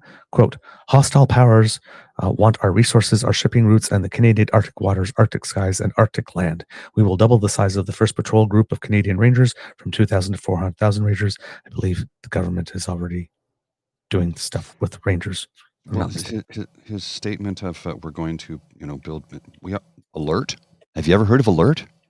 It's a military installation. It's the most northerly point most northerly settlement in North America. How do I know about this? Well, my dad served there. My cousin worked there. People died on their way there. There's a book called Death and Deliverance, all about that accident. I had friends who went to that rescue. Oh, yeah, there we go. Place. There we go. In the Arctic and the North, as in the rest of Canada, safety, security, and defense are essential prerequisites for healthy communities, strong economies, and a sustainable environment. This chapter of the Arctic and Northern Policy Framework lays out the objectives and activities that the Government of Canada will pursue through 2030 as part of its commitment to a safe and secure and well-defended Arctic and North as a continued expression of Canada's enduring sovereignty over our lands and waters. And in this whole document that I believe came out on September 10th, 2019. They say Canadian Rangers, its primary role is to provide a military presence in those sparsely settled northern coastal and isolated areas of Canada. So they had already been looking at boosting the Rangers since 2019. Mm-hmm. Mm-hmm. Okay. So Pierre's a little late to the party on a whole bunch of this stuff. Yes. He also says all of these improvements would be funded by dramatically cutting foreign aid. We've got our own backyard to protect. We can't be sending billions of dollars to other places. Often much of it is wasted and stolen and swollen up by bureaucracies that act against our interests. And I would like to stop the needle on the record right there, because as a Canadian who is a very proud former employee of the Canadian International Development Agency, the agency that used to be a standalone agency until it got melded in to global affairs, I guess, but that takes care of our foreign aid program. When I worked there, I was the communication advisor for all of our programming in the Asia Pacific region and for the entire department's social development program. Social Development Goals Program under Minister Maria Minna at the time. It was big in 2000, the Social Development Goals. The entire world was moving on that. Because let me tell you for a fact, kids and cubs, that Pierre Poilièvre, by talking about often much of it is wasted and stolen, swollen up by bureaucracies, we're sending billions of dollars to other places. A lot of that is a lie. Oh, yes. The Canadian International Development Agency does not send a single cent to a foreign government. Never has. At all. They send money to multilateral organizations like the UN, the WHO, that type of stuff, yes. But all other money, those are multilateral organizations. All governments participate. All money goes. It is distributed through recognized non-governmental organizations, community-based organizations, and a lot of them Canadian, who go there and do the work. There are not envelopes of foreign aid cash being given to foreign dictators or Hamas. Now, Mr. Grizzly, there was something really interesting that caught my eye about that announcement. There's actually two things, but one caught someone else's eye here. But the first thing is that Pierre Poilièvre and the U.S. government both want to cut foreign aid. I got a little visual for you here, because the first question that pops to my mind is, well, if we're cutting foreign aid, who is that going to affect? You're going to see stories in today in the United States cutting their foreign aid. It ends up cutting their PEPFAR program, which is the program that helps among other things, deliver life-sustaining medications to people around the world who live with HIV and AIDS. Right. A lot of them are going to have their medications just stop. They're literally being sentenced to death if that program goes on. There's a lot of Canadian organizations that work with U.S. organizations that have had to stop their activities.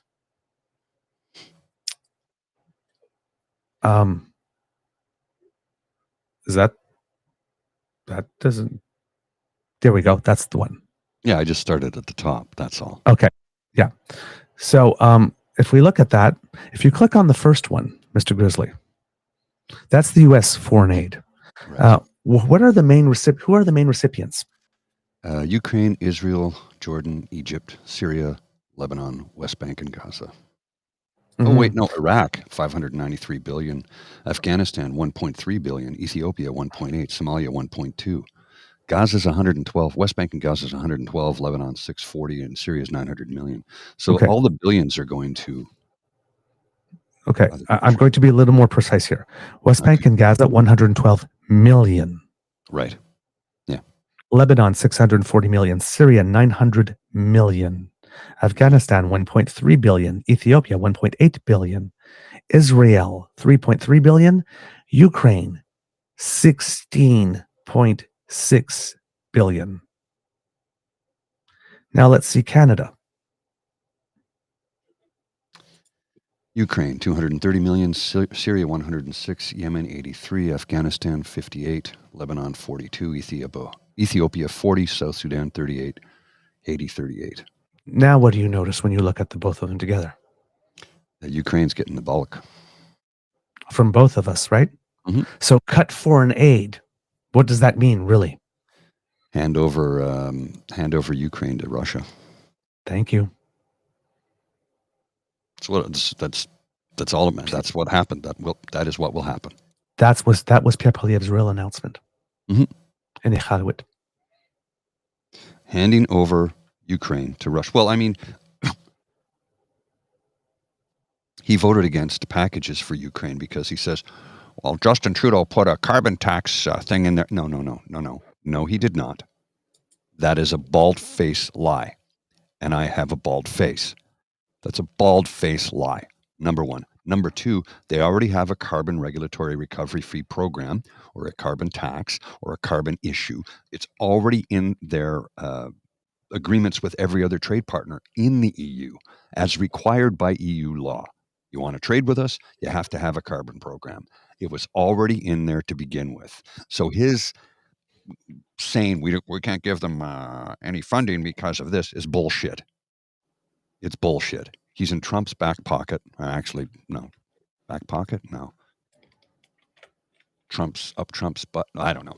Either way, he and Trump are buddy-buddy. And Trump is fully under the control of Vladimir Putin. Prove me wrong. Prove me wrong.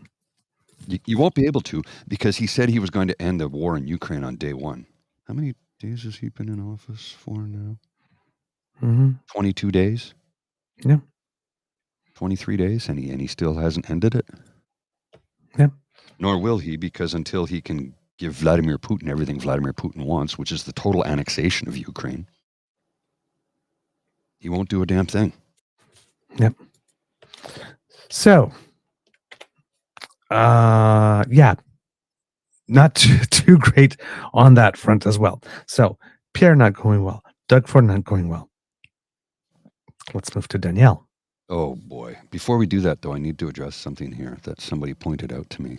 Okay. About Pierre Poilièvre. I think this is important that we discuss this because, I mean, a guy who wears this much bronzer has no right to criticize another man's shoes.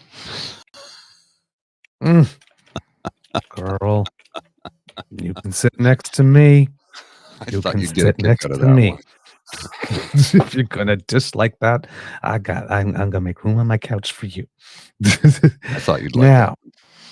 That. Thank you so much. I appreciate that. You're welcome. Now, Danielle Smith, again, ultimate arrogance. Mm-hmm. In hiding, not answering questions, but still very active on social media, taking swipes.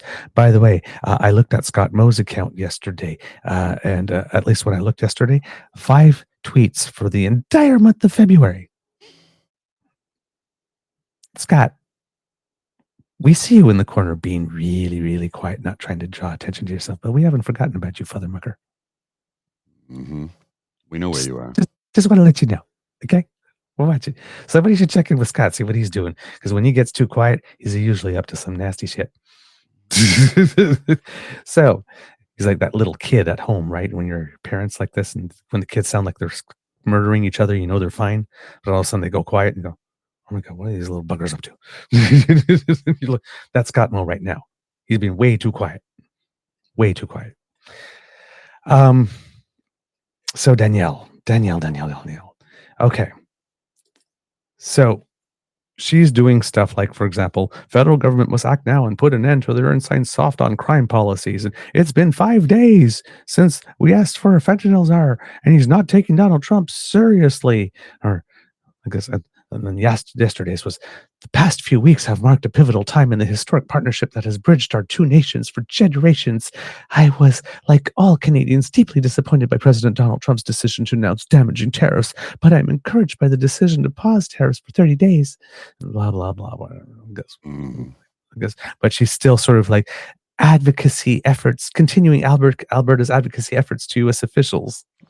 It's like, no, you're not. That's on February 10th. You're in Panama, allegedly. Allegedly.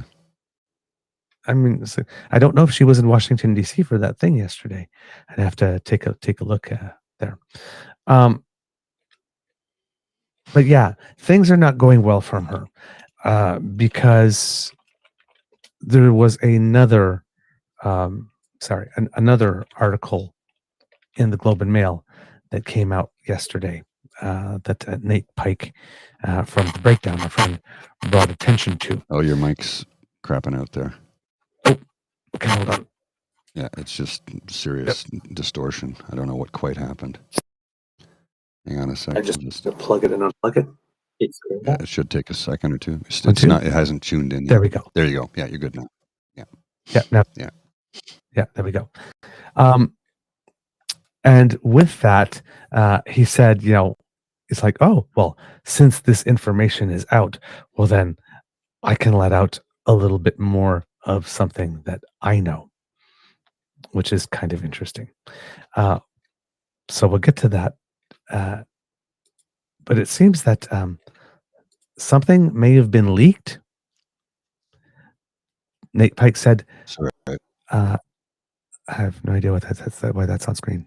It says U.S. Defense Secretary Pete Hegseth, restoring Ukraine's 2014 borders is unrealistic. Oh, okay.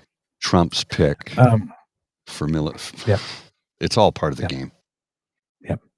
So, breakdown. There are good people still in government. How do we know? After our episode on the Skybox Network, we received a number of documents. Today's Globe and Mail report is prompting us to release one. If authentic, they show direct government intervention on behalf of the ASG, which I'm trying to remember what it stands for again. AHS is Alberta Health Services. I'm not sure about the ASG. ASG, I can't remember off the top of my head, but I'm sure it'll come back in one of the articles. And then he shows some screenshots of 4 things, 4 pages. And I think what I will do is I will include the link in the chat here for the kids who want to see it. I'm going to call it AHS stuff. And there we go. Put it out for the kids who want to read it. It's a memo. I'm guessing it's a memo called Health Systems Refocused Chartered Surgical Facilities, CSFs. And it has some interesting stuff here. Oh, yeah. Yeah. I don't know. Should we read it? Take the time to read it all, or if you want. Okay. Yeah, you might as well. I've got to take care of something here. So go ahead. Okay. I'm going to go off camera for a few minutes. You can go ahead and do that while I take care of something here. Perfect. All right. Whereas, A, pursuant to Section 1.11 of the Provincial Health Agencies Act, the Minister of Health, as oversight minister, is responsible for the strategic direction of the healthcare system in Alberta, and pursuant to Section 1.12, may do anything the minister considers necessary to carry out the minister's responsibilities for the strategic direction of the healthcare system. B. The Minister and the Department of Health, working with AHS and other ministries, are implementing a health system refocus, part of which will involve the creation of a number of provincial health agencies, including an acute care agency and other organizations, collectively health sector organizations, which together will deliver healthcare to Albertans. Also known in the future, this document as the Health System Refocus. And this includes other ministries without limitation the Department of Mental Health and Addiction. C.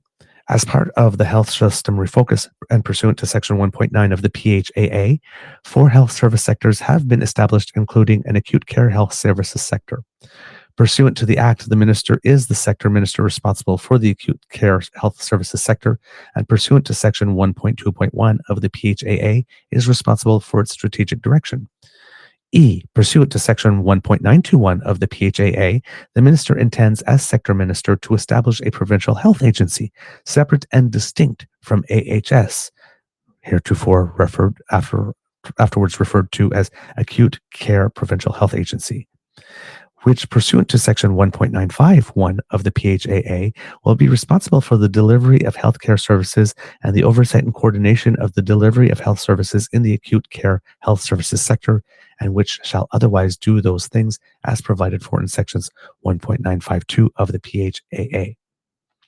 Pursuant to Section 6.1 of the PHAA, AHS shall exercise its powers and carry out its duties, responsibilities, and functions under the PHAA in accordance with, among other things set out in such section, the strategic direction of the Minister as oversight and, go to the next page, Sector Minister for the Acute Care Health Services Sector, and in accordance with any directives issued under Section 8B of the PHAA. That's a lot of, there's a lot of whereases here. Whereas G, chartered surgical facilities designated as such pursuant to the provisions of the Health Facilities Act, along with surgical services provided therein, represent a critical component of Alberta's healthcare system.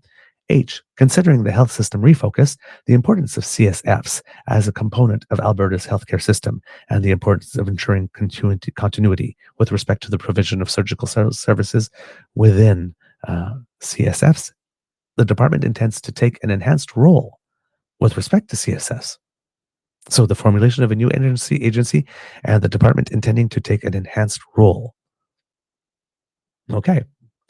I, pursuant to Section 8B of the PHAA, the Minister as Oversight Minister may issue directives that must be followed by AHS as a regional health authority in exercising its powers or carrying out duties, responsibilities, or functions under the PHAA and its associated regulations. J, pursuant to Section 16(1)(b) of the PHAA, the Minister as Oversight Minister may, if the Minister considers that it is in the public interest to do so, do any other thing that the Minister considers necessary to promote and ensure the delivery of health services in Alberta. G, that's broad. K, pursuant to Section 21(1) of the PHAA, for the purposes of ensuring the PHAA and its regulations thereunder are complied with, the Minister as Sector Minister for the Acute Care Health Services Sector, or a person authorized by the Minister as, quote, an authorized person, may enter and inspect any place under the jurisdiction of AHS and require the production for examination of any documents or records in the possession of AHS and make copies of them or temporarily remove them for the purposes of making copies. And L, to give effect to the foregoing, the Minister has issued this directive. Therefore, now we get to the good part. Pursuant to Sections 1.12H, 6.18B, 16(1)(b), and 21(1) of the PHAA, I, Adriana Lagrange, Minister of Health, direct as follows. 1. Strategic and operational alignment.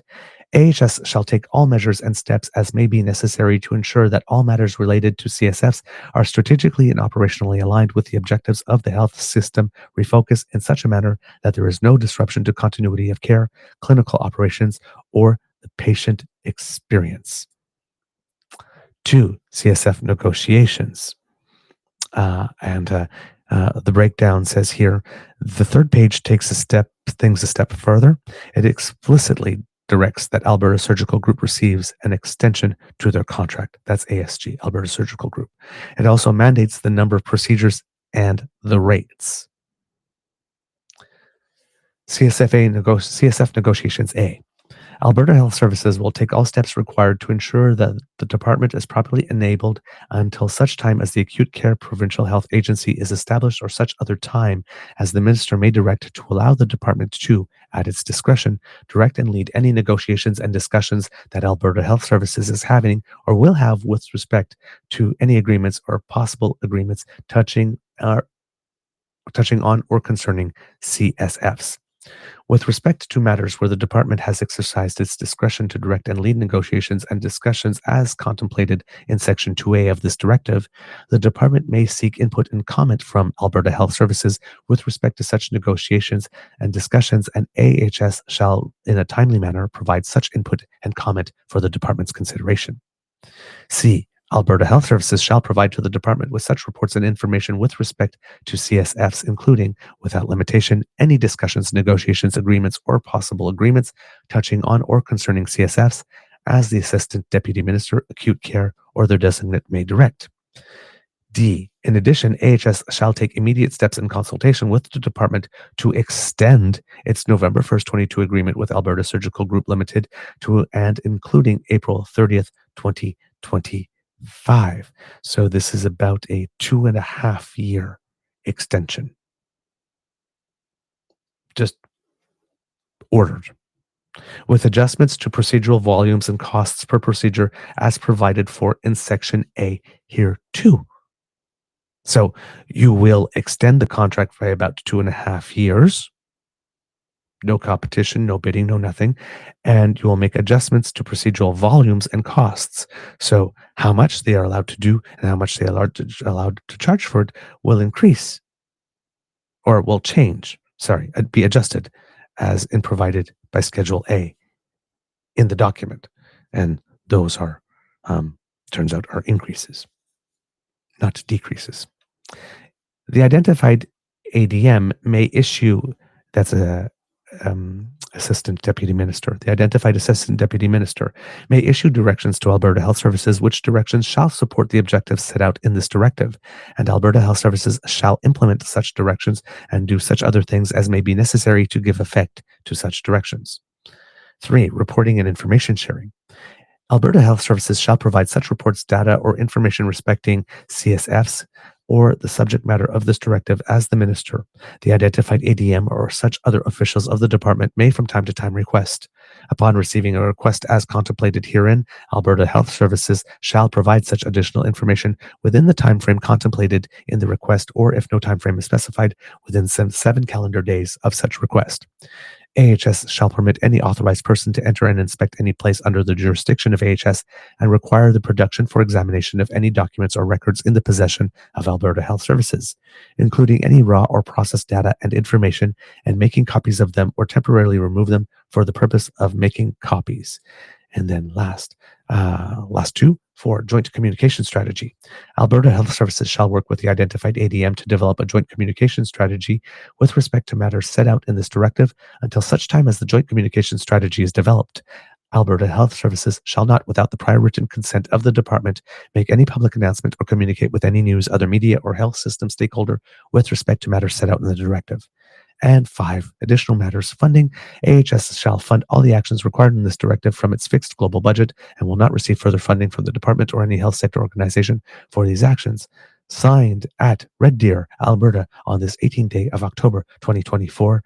And there's the signature of Adriana Lagrange, Minister, Alberta Health, right on the document. The breakdown says, one can only hope that the rates that Lagrange mandated are equal and commensurate with the rates other facilities are receiving. If they are higher, many would find it profoundly damning if the documents are authentic. Of course. Schedule A, 2 Ministerial Directive, Alberta Surgical Group Extension Volumes, October 31st, 2024 till April 30th, 2025. For arthroplasty, 1,080, non-arthroplasty, 680, and spine, 208. And their extension procedure rates, the rates for hip arthroplasty moved up to 6,950. Knee arthroplasty, also 6,950. And knee shoulder went up to 10,500. So, yes, it would be interesting to see what other facilities are receiving. Nate continues, to be clear, if these documents are authentic, not only do they seem to demonstrate that the UCP are directly controlling healthcare, they also seem to be intervening in contracts and rates, picking winners and losers, as it were, which raises further questions, particularly given the direct connections between the owners of ASG and the owners and executives of MH Care, which is where the scandal is lying here a bit, because they share ownership of at least 4 companies that the breakdown has been able to identify. The ASG and MH Care probably should not be sharing ownership of 4 companies. Quote, we want to be very clear. We are not making any allegations of any malfeasance on the part of anyone but the government, potentially. This only underscores the profound need for an independent, complete, and publicly transparent investigation into these matters. So, yeah, be very, very interesting to see what emerges from that. But this is a problem that's coming up. And there are some texts. Again, the Globe and Mail seems to be driving this in particular. One thing we want to mention before we get to that is that Danielle Smith also had a particularly interesting response to this, which Nate Pike, who is a paramedic, found particularly offensive. And it's very understandable why it is that he would find so.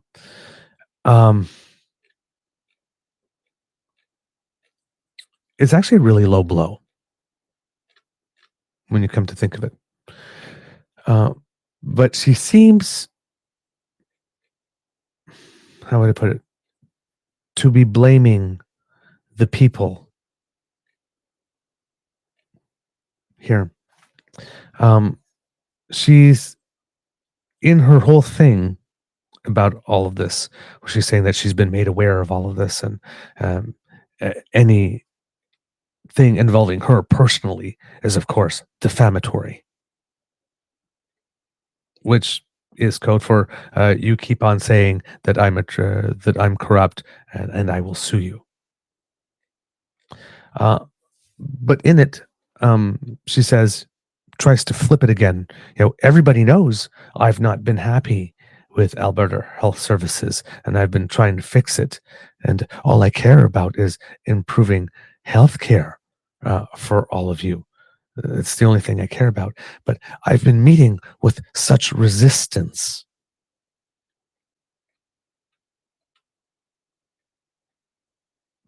Yeah, that did not go over very well at all. Trying to make it the fault of people resisting her. Yeah, interesting how that all works, right? Yeah, that's not a thing. Here we go. I have read various media stories containing allegations regarding the procurement and contracting processes of AHS. They are troubling allegations, and they should be reviewed as quickly as possible. No, not quickly, Boo Kitty, as thoroughly as possible. To that end, I will be writing Auditor General Doug Wiley to ask for an expedited review. No, not expedited. Thorough and complete review and his findings on the issue. I have also directed my officials to ensure that any request for information from Mr. Wiley or his office is dealt with on a fully transparent and expedited basis, and hopefully thorough. We need to get to the bottom of this issue quickly. No, we need to get to the bottom of this issue to identify any potential wrongdoing, correct it, and address it appropriately. 4 times she refers to quickly or expedited. Let's do this fast. Let's do this fast. Let's do this fast. How about we take our time and take a good long look instead premiere? How about that? I've also asked that AHS's internal review be completed as quickly as possible and delivered directly to me, so we can study the results and make improvements or adjustments to these processes. Study it, investigate me, and deliver the results to me, so that I can fix it. I'll make sure it gets to the proper people because, Until these findings are delivered, AHS has paused the contracting for the surgical facilities under review. As Premier, I was not involved in any wrongdoing. So are you agreeing there is wrongdoing? Any insinuation to the contrary is false, baseless, and defamatory, because you say so. Proactively. While you're hiding until at least February 13th or 15th. Really. It's no secret I have been unhappy with the level and quality of service delivered by AHS and in the inability of AHS to deliver quality and timely healthcare to Albertans. I will continue to relentlessly push forward to make improvements, although that has required difficult decisions and major change. I do not accept the current results. There is a widespread and deep-seated resistance to change that we must overcome. That's my goal, better healthcare for all.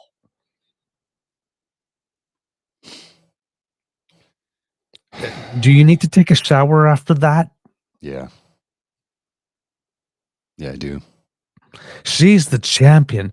She's just widespread and deep-seated resistance to change has caused me to have a minister that unilaterally extended the contract by 2.5 years and changed the fees, probably, but we don't know yet, to hire, and had my chief of staff doing some stuff, and had people sitting on 2 different organizations at the same time that had conflicting interests. But that's because the resistance made me do it. It's just, And I care about you. Yeah. I'm allowing my minister to unilaterally extend contracts and increase fees for services, allegedly, because I care about you. But I was not involved in any wrongdoing, though. And my minister's still my minister, and I need 8 days to get back to you on what this really means. Okay. If you think this is going to be better for you in 8 days than it was on the first day, rather than trying to, but I mean, it's not that she's not trying to get out ahead of it, right? She just doesn't want to talk with us, right? She wants to talk at us, unidirectional communication through her Twitter feed while she's away, where nobody can reach her, allegedly. Yes. Well, yeah. So, is there extradition from Panama?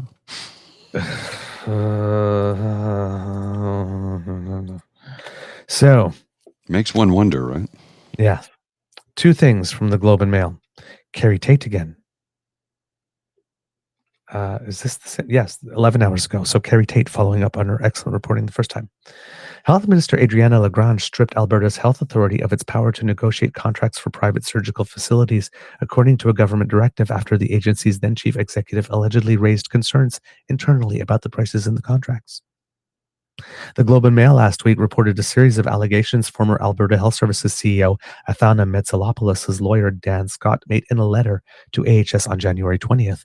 The letter alleges government officials, including Premier Danielle Smith, then Chief of Staff, interfered with AHS's procurement processes on behalf of private companies. The lawyer's letter also alleges Alberta eroded Ms. Metsalopoulos' authority to negotiate deals for chartered surgical facilities, which are privately owned outfits that perform operations paid for by the government as part of the public health system. Ms. Lagrange, in a government directive dated October 18th, which we just read to you, and obtained by the Globe and Mail, declared chartered, I have to remember what CSF stand for, because I keep on saying that a lot. Chartered surgical facilities, a critical component of Alberta's healthcare system. The government is overhauling the healthcare system, and the 5-page directive states that, therefore, Ms. Lagrange's department includes to take an enhanced role with respect to chartered surgical facilities. The government terminated Ms. Metsalopoulos' 4-year contract on January 8th, 2 days before she was to meet with the province's Auditor General about her internal investigation into the procurement practices at AHS. Her letter alleges Ms. Metsalopoulos' letter Her letter alleges. Ms. Metsalopoulos' letter alleges she refused to pursue deals she believed were too costly compared with similar agreements. Ms. Smith came into office on a campaign to overhaul the healthcare system and has since made significant changes to AHS. Her government has twice removed the entire board of AHS and installed 3 different leaders. Auditor General Doug Wiley has since confirmed he is looking into the AHS contracts, while the RCMP says it has received complaints. The revelations have prompted calls for independent investigations into Ms. Metsalopoulos' allegations, while Ms. Smith has asked the Auditor General to expedite his review. AHS on Thursday also said it is conducting a review. Wow.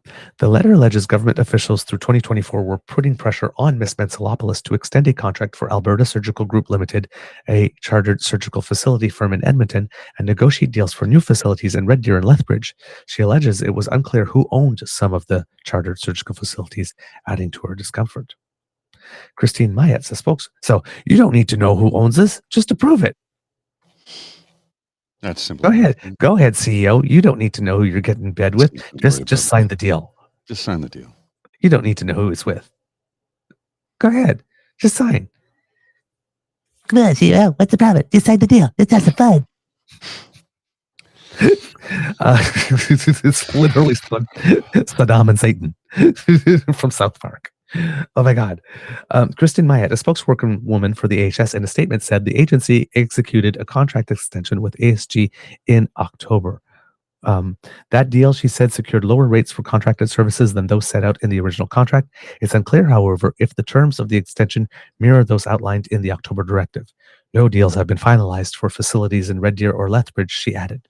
Ms. Lagrange's directive in October ordered AHS to take, quote, immediate steps in consultation with the health department to extend ASG's contract. The order prescribed an adjusted number of procedures and cost per procedure.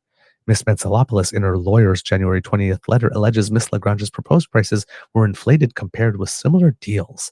Quote, the October directive also set out specific rates for chartered surgical facilities that Metsalopoulos later assessed and determined were in excess of the most recently negotiated AHS rates, e.g. rates between AHS and a CSF built at the Enoch Cree Nation. Oh! Wow! So let's add a little layer of racism to this. Why not? The facility at the Enoch Cree Nation gets less per procedure than this group in Edmonton and this group that would be setting up in Red Deer and that other place that was mentioned. Lethbridge. There we go. Interesting. Okay. And would lead to significantly increased costs to AHS and potentially hundreds of millions in profits for the CSF owners, the letter alleges. Chris Nickerson, Alberta's Assistant Deputy Minister overseeing acute care on December 23rd, sent Ms. Metsalopoulos a letter exercising power as authorized by the October directive to lead negotiations and discussions related to CSFs. The Globe has reviewed Mr. Nickerson's letter. Quote, this letter is to advise that the department will be assuming responsibility for conducting due diligence for CSF procurements, including due diligence with respect to any selected proponents, Mr. Nickerson's 2-page letter said. AHS shall cease any due diligence underway with respect to CSF procurements or any selected proponent unless and until further notified. The December letter, again relying on the October directive, ordered AHS to give Alberta Health, quote, all reports, data, or information necessary for the department to conduct due diligence on the contracts and potential facilities. Quote, this includes without limitation any findings or reports arising from any investigation or review conducted or initiated by Alberta Health Services with respect to chartered surgical facility procurements or any of the selected proponents, the December letter said. Jesse Rampton, Ms. Lagrange's spokesperson, said after Alberta's government learned of concerns surrounding CSS, it repeatedly asked AHS for documentation to substantiate the claims. Quote, it is extremely concerning that no substantive information and documentation had been provided to the government after nearly 8 months of requesting it, Ms. Rampton said in a statement. And that is why Minister Adriana Lagrange issued a directive in December to compel AHS to share all details related to CSF contracts and contracting with Alberta Health. The order, Ms. Frampton said, was not about shutting down AHS's internal review. Quote, to the contrary, it is about understanding whether there was actual evidence of problems raised by the former CEO of AHS or whether AHS management was simply attempting to disrupt the growth of CSFs and the health system. Sure, Jan. Sure. Mr. Nickerson did not acknowledge a request for comment Monday. The Premier's office did not acknowledge requests for comment on Monday. Ms. Mentzelopoulos has not commented on the allegations. ASG did not acknowledge a request seeking comment Monday, but on Friday said it was, quote, shocked and dismayed at the allegations and that the claims are, quote, false and do not reflect our values, our mission, or the dedication of our team to providing exemplary surgical services efficiently and cost effectively. Okay. Ms. Mentzelopoulos' letter alleges that's a boilerplate statement. Let's see if it pans out. Ms. Mentzelopoulos' letter alleges the October directive came after months of her resisting government interference regarding CSF negotiations. It alleges she launched an internal review into CSF contracts and procurement, but the December 23rd letter ordered her to end it. Ms. Mentzelopoulos alleges she asked Alberta Health who would handle the CSF process under the October directive and was told Jitendra Prasad, who at one time led AHS's procurement operations, would lead the negotiations for the government department. She was also informed that Mr. Prasad helped draft the October directive, her letter alleges. In early 2024, Marshall Smith, the then Premier's chief of staff, told Ms. Mentzelopoulos that Mr. Prasad had been installed in Alberta Health to take care of contracting, the former HS executive alleges. Quote, Mentzelopoulos was uncomfortable with the interference that Prasad would be taking some level of direction from Marshall Smith and potentially the Premier's office on AHS procurement and contract issues that were specific to AHS and fell within Mentzelopoulos' mandate as President and CEO, she alleges in her letter. Mr. Smith left the government in early October. He did not acknowledge messages seeking comment. Mr. Prasad did not acknowledge a message seeking comment. The letter alleges that Ms. Lagrange had been briefed on the investigations but was dismissive of them. Wow. Okay. And this is leading Kits and Cubs to something I didn't think I would see actually in quite a long time. But it has started to come out. And this is from Gary Mason, I think it is, at the Globe and Mail. And this is an opinion piece. Gary Mason is a national affairs columnist for the Globe and Mail. This is succinct and very economic with words.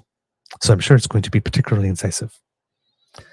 After 4 days of remaining silent while crisis engulfed her government, Alberta Premier Danielle Smith finally overcame her reticence over the weekend to declare that she is not a crook. Of course, she didn't use those words precisely in her statement on Saturday, responding to the healthcare scandal subsuming her United Conservative Party government, but any reasonable distillation of her remarks would conclude that is precisely what she is saying. Quote, as Premier, I was not involved in any wrongdoing, Ms. Smith said in a post on X. Any insinuation to the contrary is false, baseless, and defamatory. Beyond declaring her innocence, her statement was surely intended to send a chill down the spine of journalists pursuing the story. Be careful what you write or broadcast because government lawyers will be watching. Perhaps that's not a surprising tactic given the amount of time the Premier has spent in the U.S. in recent weeks on bended knee to present Donald Trump, who has taken to suing and threatening journalists who cross him.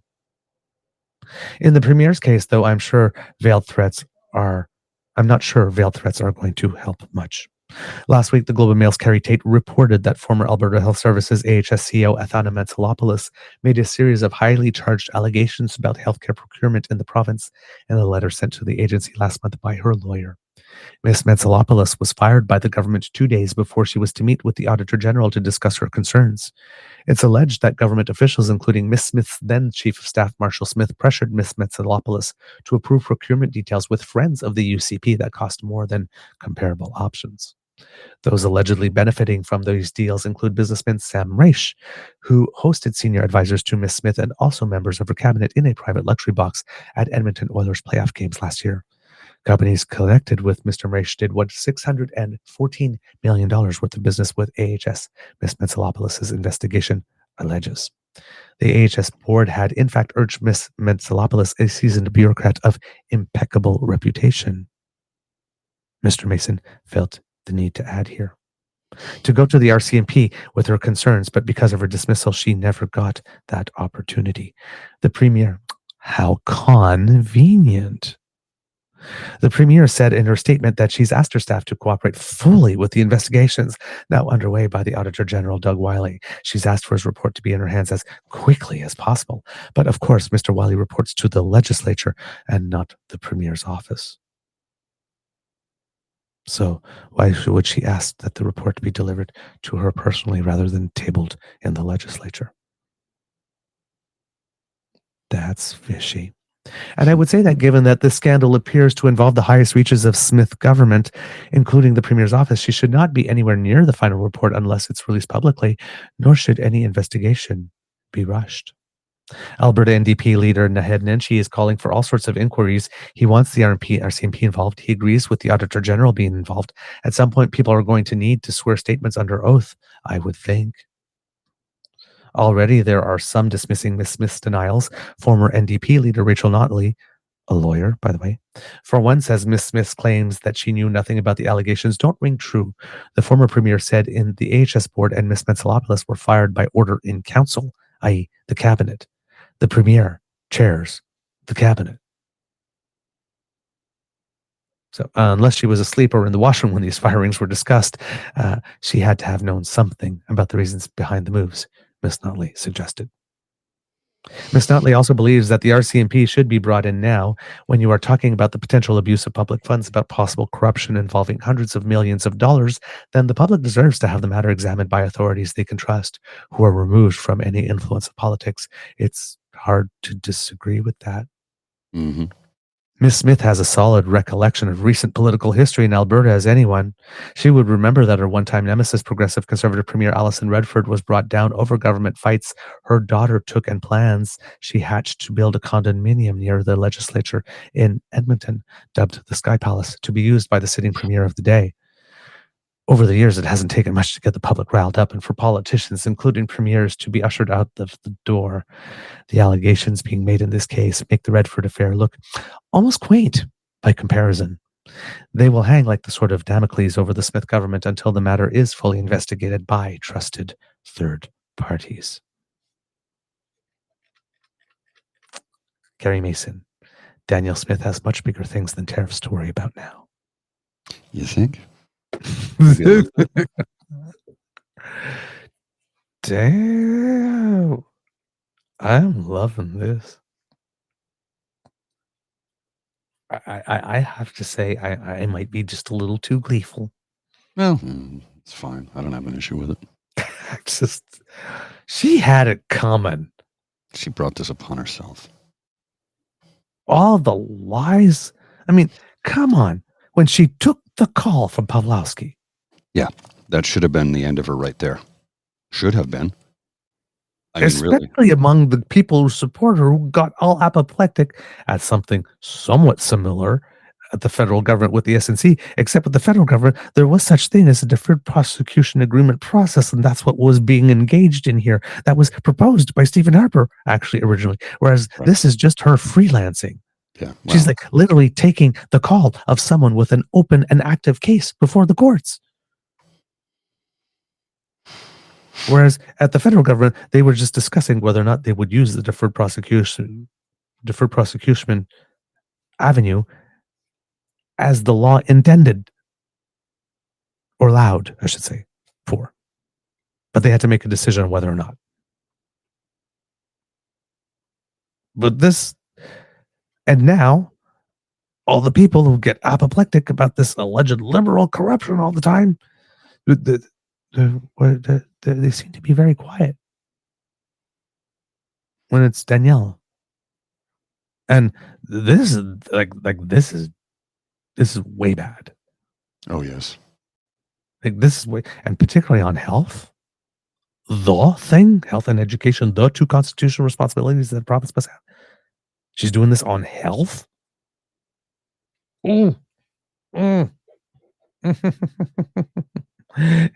Get your ass back home.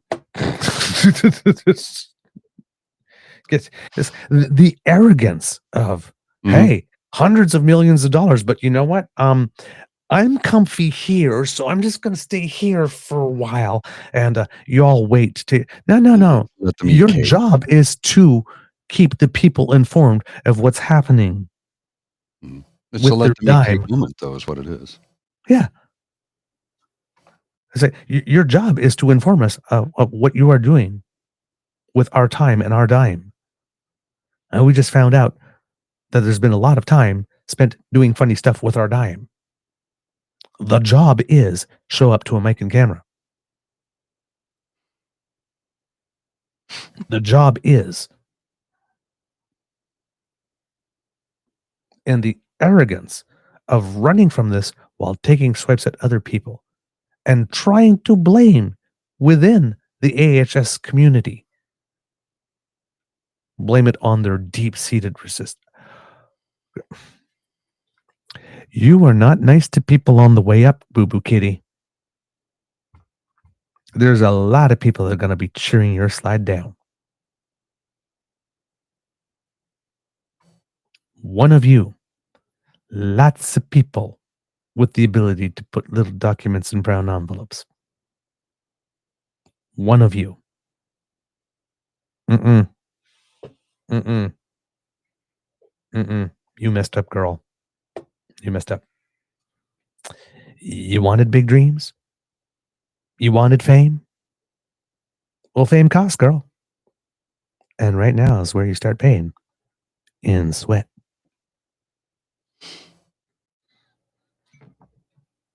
Where's Lydia Grant when you need her? Just, she wanted to be a star. Well, now she's going to be infamous. Way to go. Just like Trump.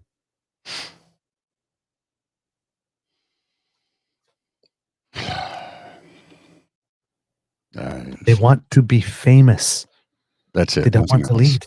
No, they don't want to lead. They don't want to govern. They never did. They don't want to govern. They just want money, power, and fame. Nothing more. We got to wrap up. We're over 2 hours, and I got a couple of quick hits just before we go.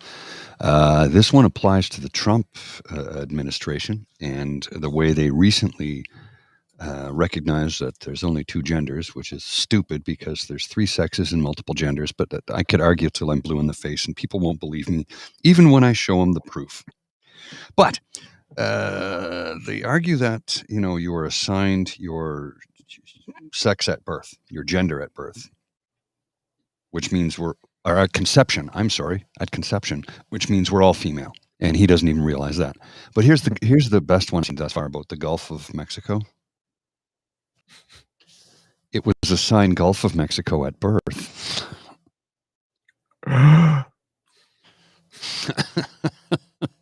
It transitioned? Yes. It's transitioned. And he's the one who performed the surgery. Trump performed the trans surgery on the Gulf of Mexico. I can't even make this up. It's true. It's what really happened. It's like, you've got to be kidding me, right? No. It's a tiny bit of a stretch, but okay.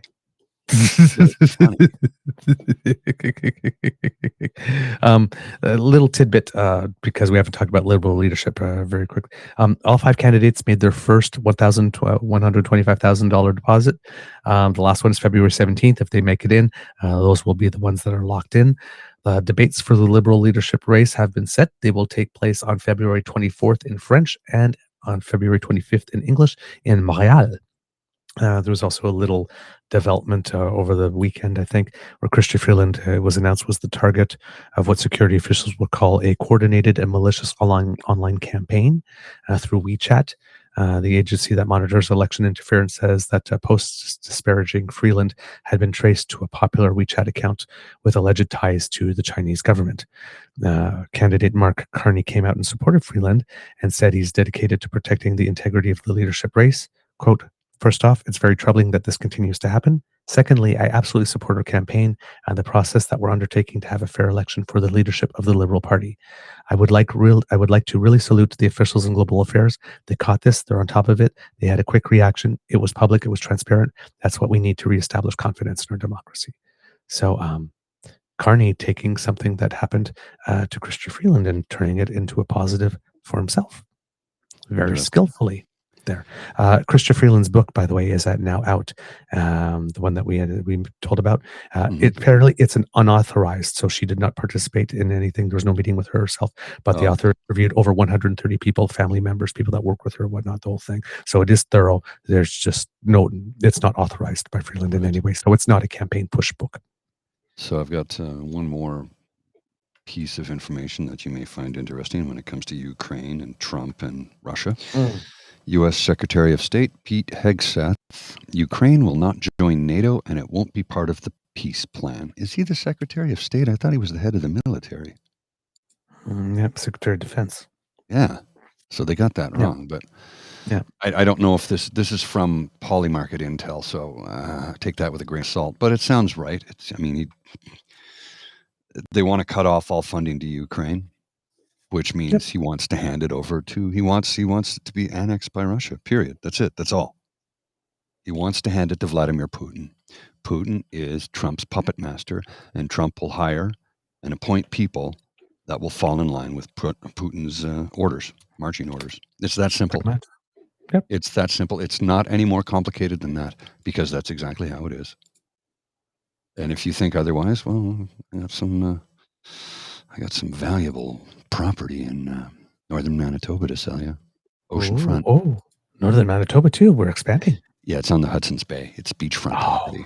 Oh, beautiful beachfront property right on the Hudson's Bay there. Oh, gee, perfect for kite surfing and frisbee golf. Oh yeah. Have lots of fun. Then this from Wendell, which I think is interesting. He says, so it starts with this massive shift towards the Liberals in the latest Léger poll, most notably in BC. Gap was plus 35 for the Conservatives on January 12th and is now at plus 8. The Liberals in front in Atlantic Canada and Quebec, with significant tightening in Ontario from 23 to 12. But if we just go back, and Warren Kinsella says, if this continues, Poilièvre will have blown the biggest poll lead in history. Quite a legacy. And all because voters suspect his party will suck up to Trump, not fight Trump. Bingo. And he's not doing anything to dispel it, because he still cannot give a full-throated repudiation. Harper's doing it, man. Yeah, Harper's doing the work. Harper came out again. I know. Like this, with a tool like this. And it's like, so he's got the permission structure from the boss.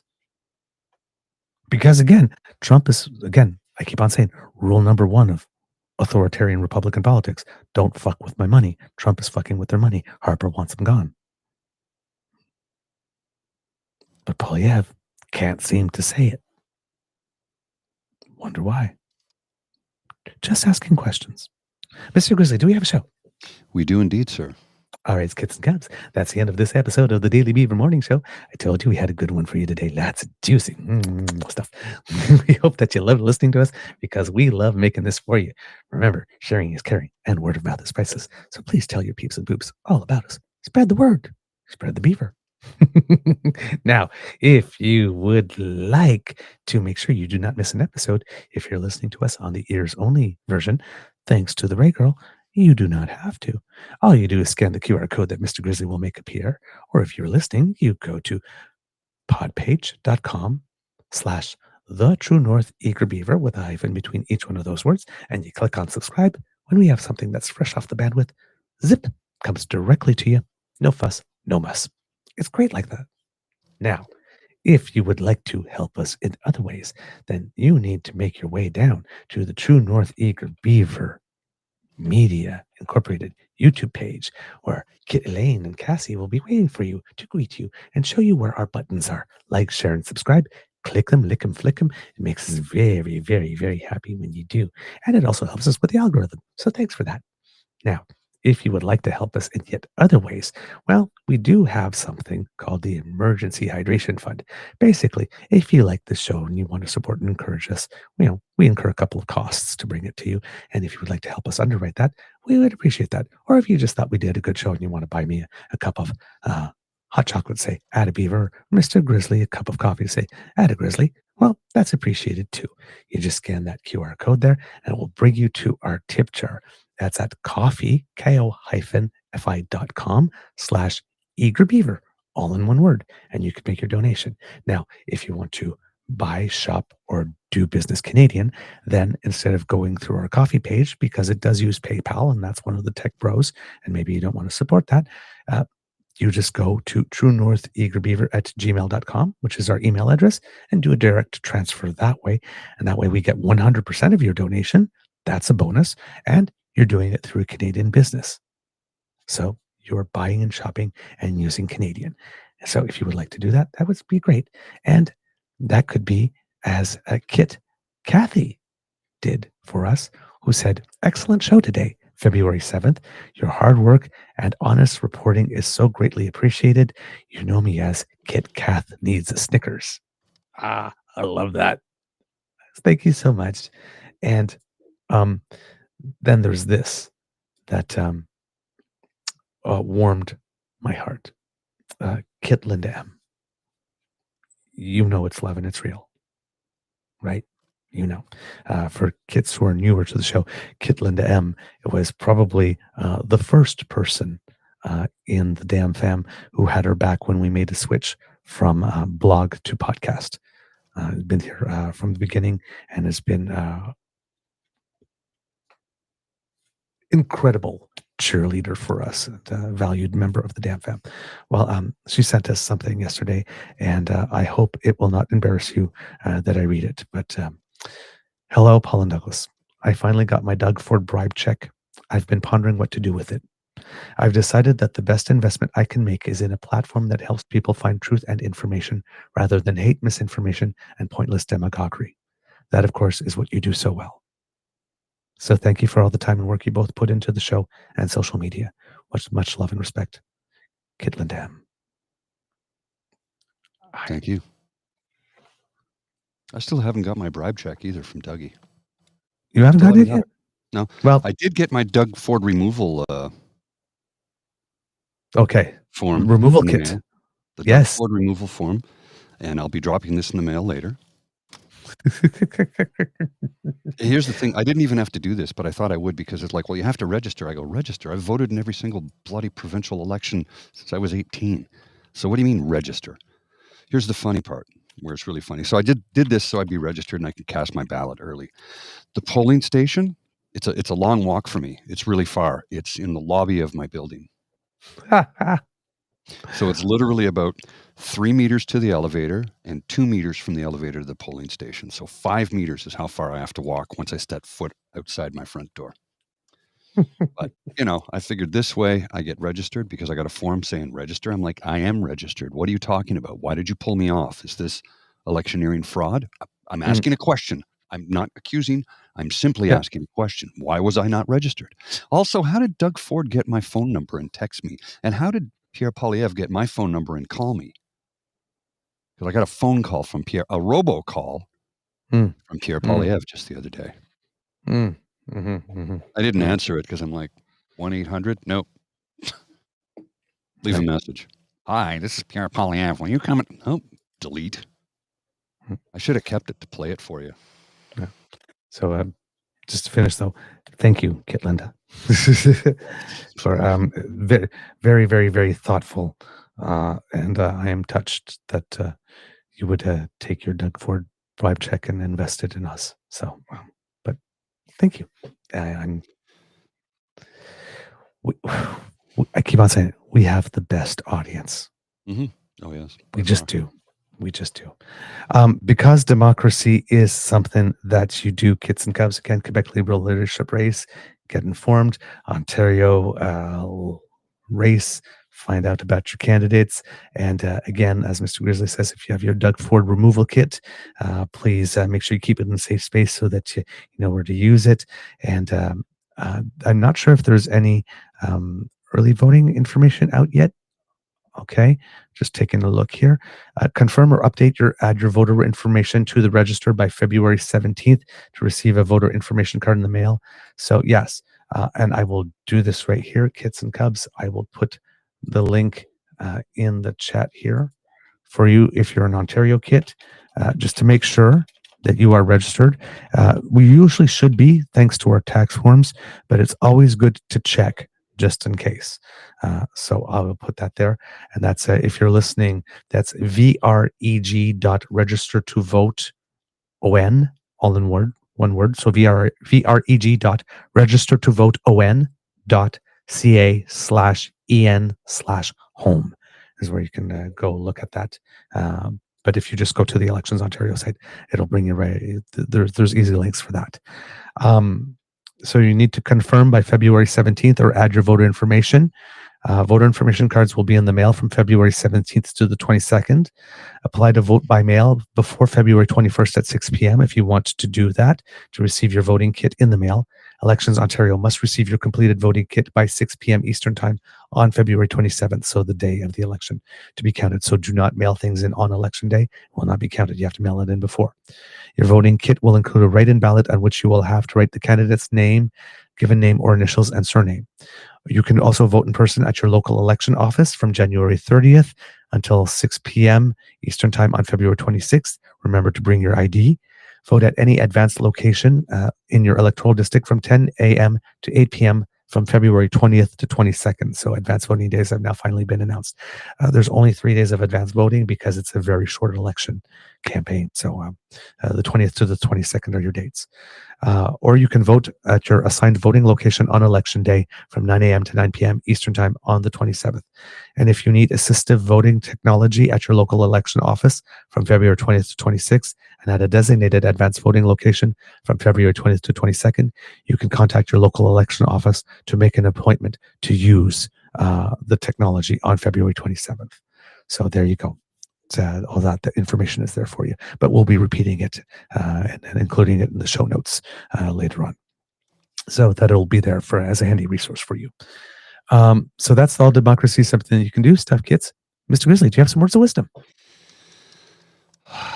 Well, yes,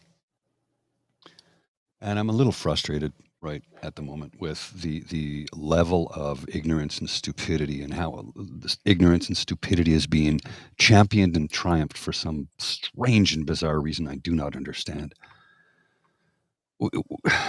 We're supposed to celebrate intelligence. We're supposed to celebrate expertise. We're supposed to celebrate people who do good things for good reasons for the betterment of the country. But instead we have a bot army of ignorance talking about joining up with the United States of America and bending over and kissing the ring of Donald J. Trump. And it infuriates me and angers me and exasperates me all at the same time. I can tell you right now, when my grandfather fought at Vimy Ridge as a Canadian Machine Gun Corps operator, had he been alive still today, he would be strapping his gun on and going to the U.S. border to confront Donald Trump. Died in the early 90s. He was 99 years of age when he died. He would not tolerate this, and any Canadian that would say we should be the 51st state would be getting a piece of his mind. And for a man who never even completed the 8th grade, he was one of the smartest people you could ever meet, because he read everything. He read everything. He never stopped reading till the day he died. He never stopped learning. And he would tell you, as, go figure, Stephen Harper recently has, that we'll have to take it on the chin for a little bit, and the sacrifice is worth it to maintain our sovereignty and show them that we're not going to put up with their bullshit.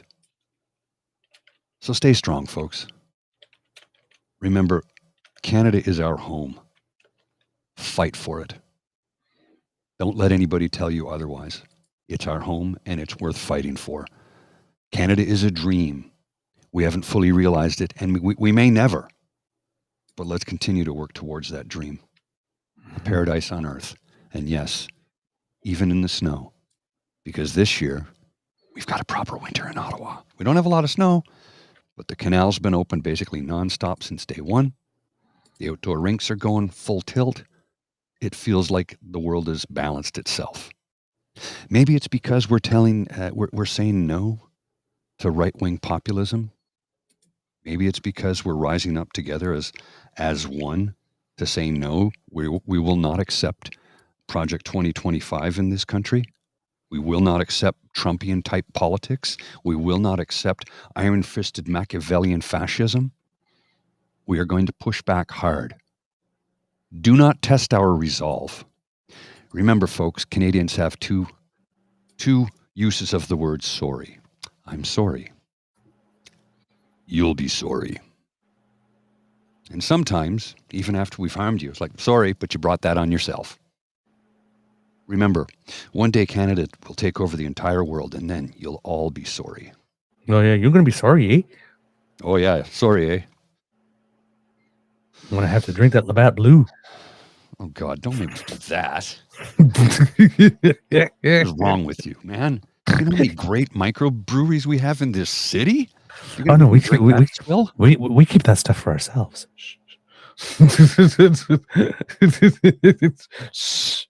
Listen, Americans, join Canada. You get upgraded beer. We'll still keep the good stuff for ourselves, but your beer will still be better. Just not as good as the rest of ours. How about it? Well, I mean, France keeps the best wine for themselves. Yes, indeed. They export stuff they refuse to drink. Of course. Yes. Always keep the first press for yourself. They do. Yes. So, and by the way, when you mentioned Stephen Harper, it was like, I believe his sort of like claim was we should accept any amount of damage in order to stand up to them. So Pierre is way far off that. Oh, yeah. No, not even the same ballpark. All right. That's all we have. Kids and cubs, please be kind too and gentle with yourself. Mr. Grizzly, please cue the cock. You are listening to a True North Eager Beaver Media Incorporated podcast. The True North Eager Beaver podcasts are proudly brought to you by our founding sponsors, the Misfit Mysteries from Corvid Moon Publishing, your source for science fiction, fantasy, and cozy mysteries featuring a broad diversity of characters. CanadianTarot.com, their uniquely Canadian online eclectic tarot community, and The Peppermaster, hot pepper sauces made from farm-fresh ingredients to thrill your taste buds and expand your mind. We are grateful to the Crier Media Network for its support, Pete Jarvis for our artwork, and Paul Joseph Something for our opening and closing sequence music.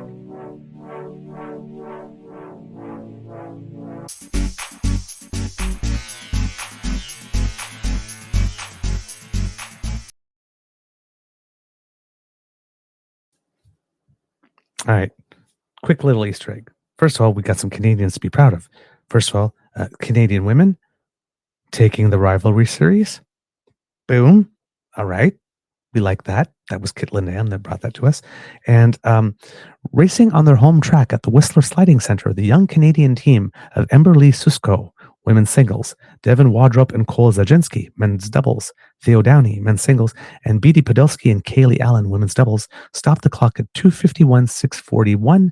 The fourth team down the track, they watched as the next three teams were unable to beat their time, ensuring they would have a spot on the podium.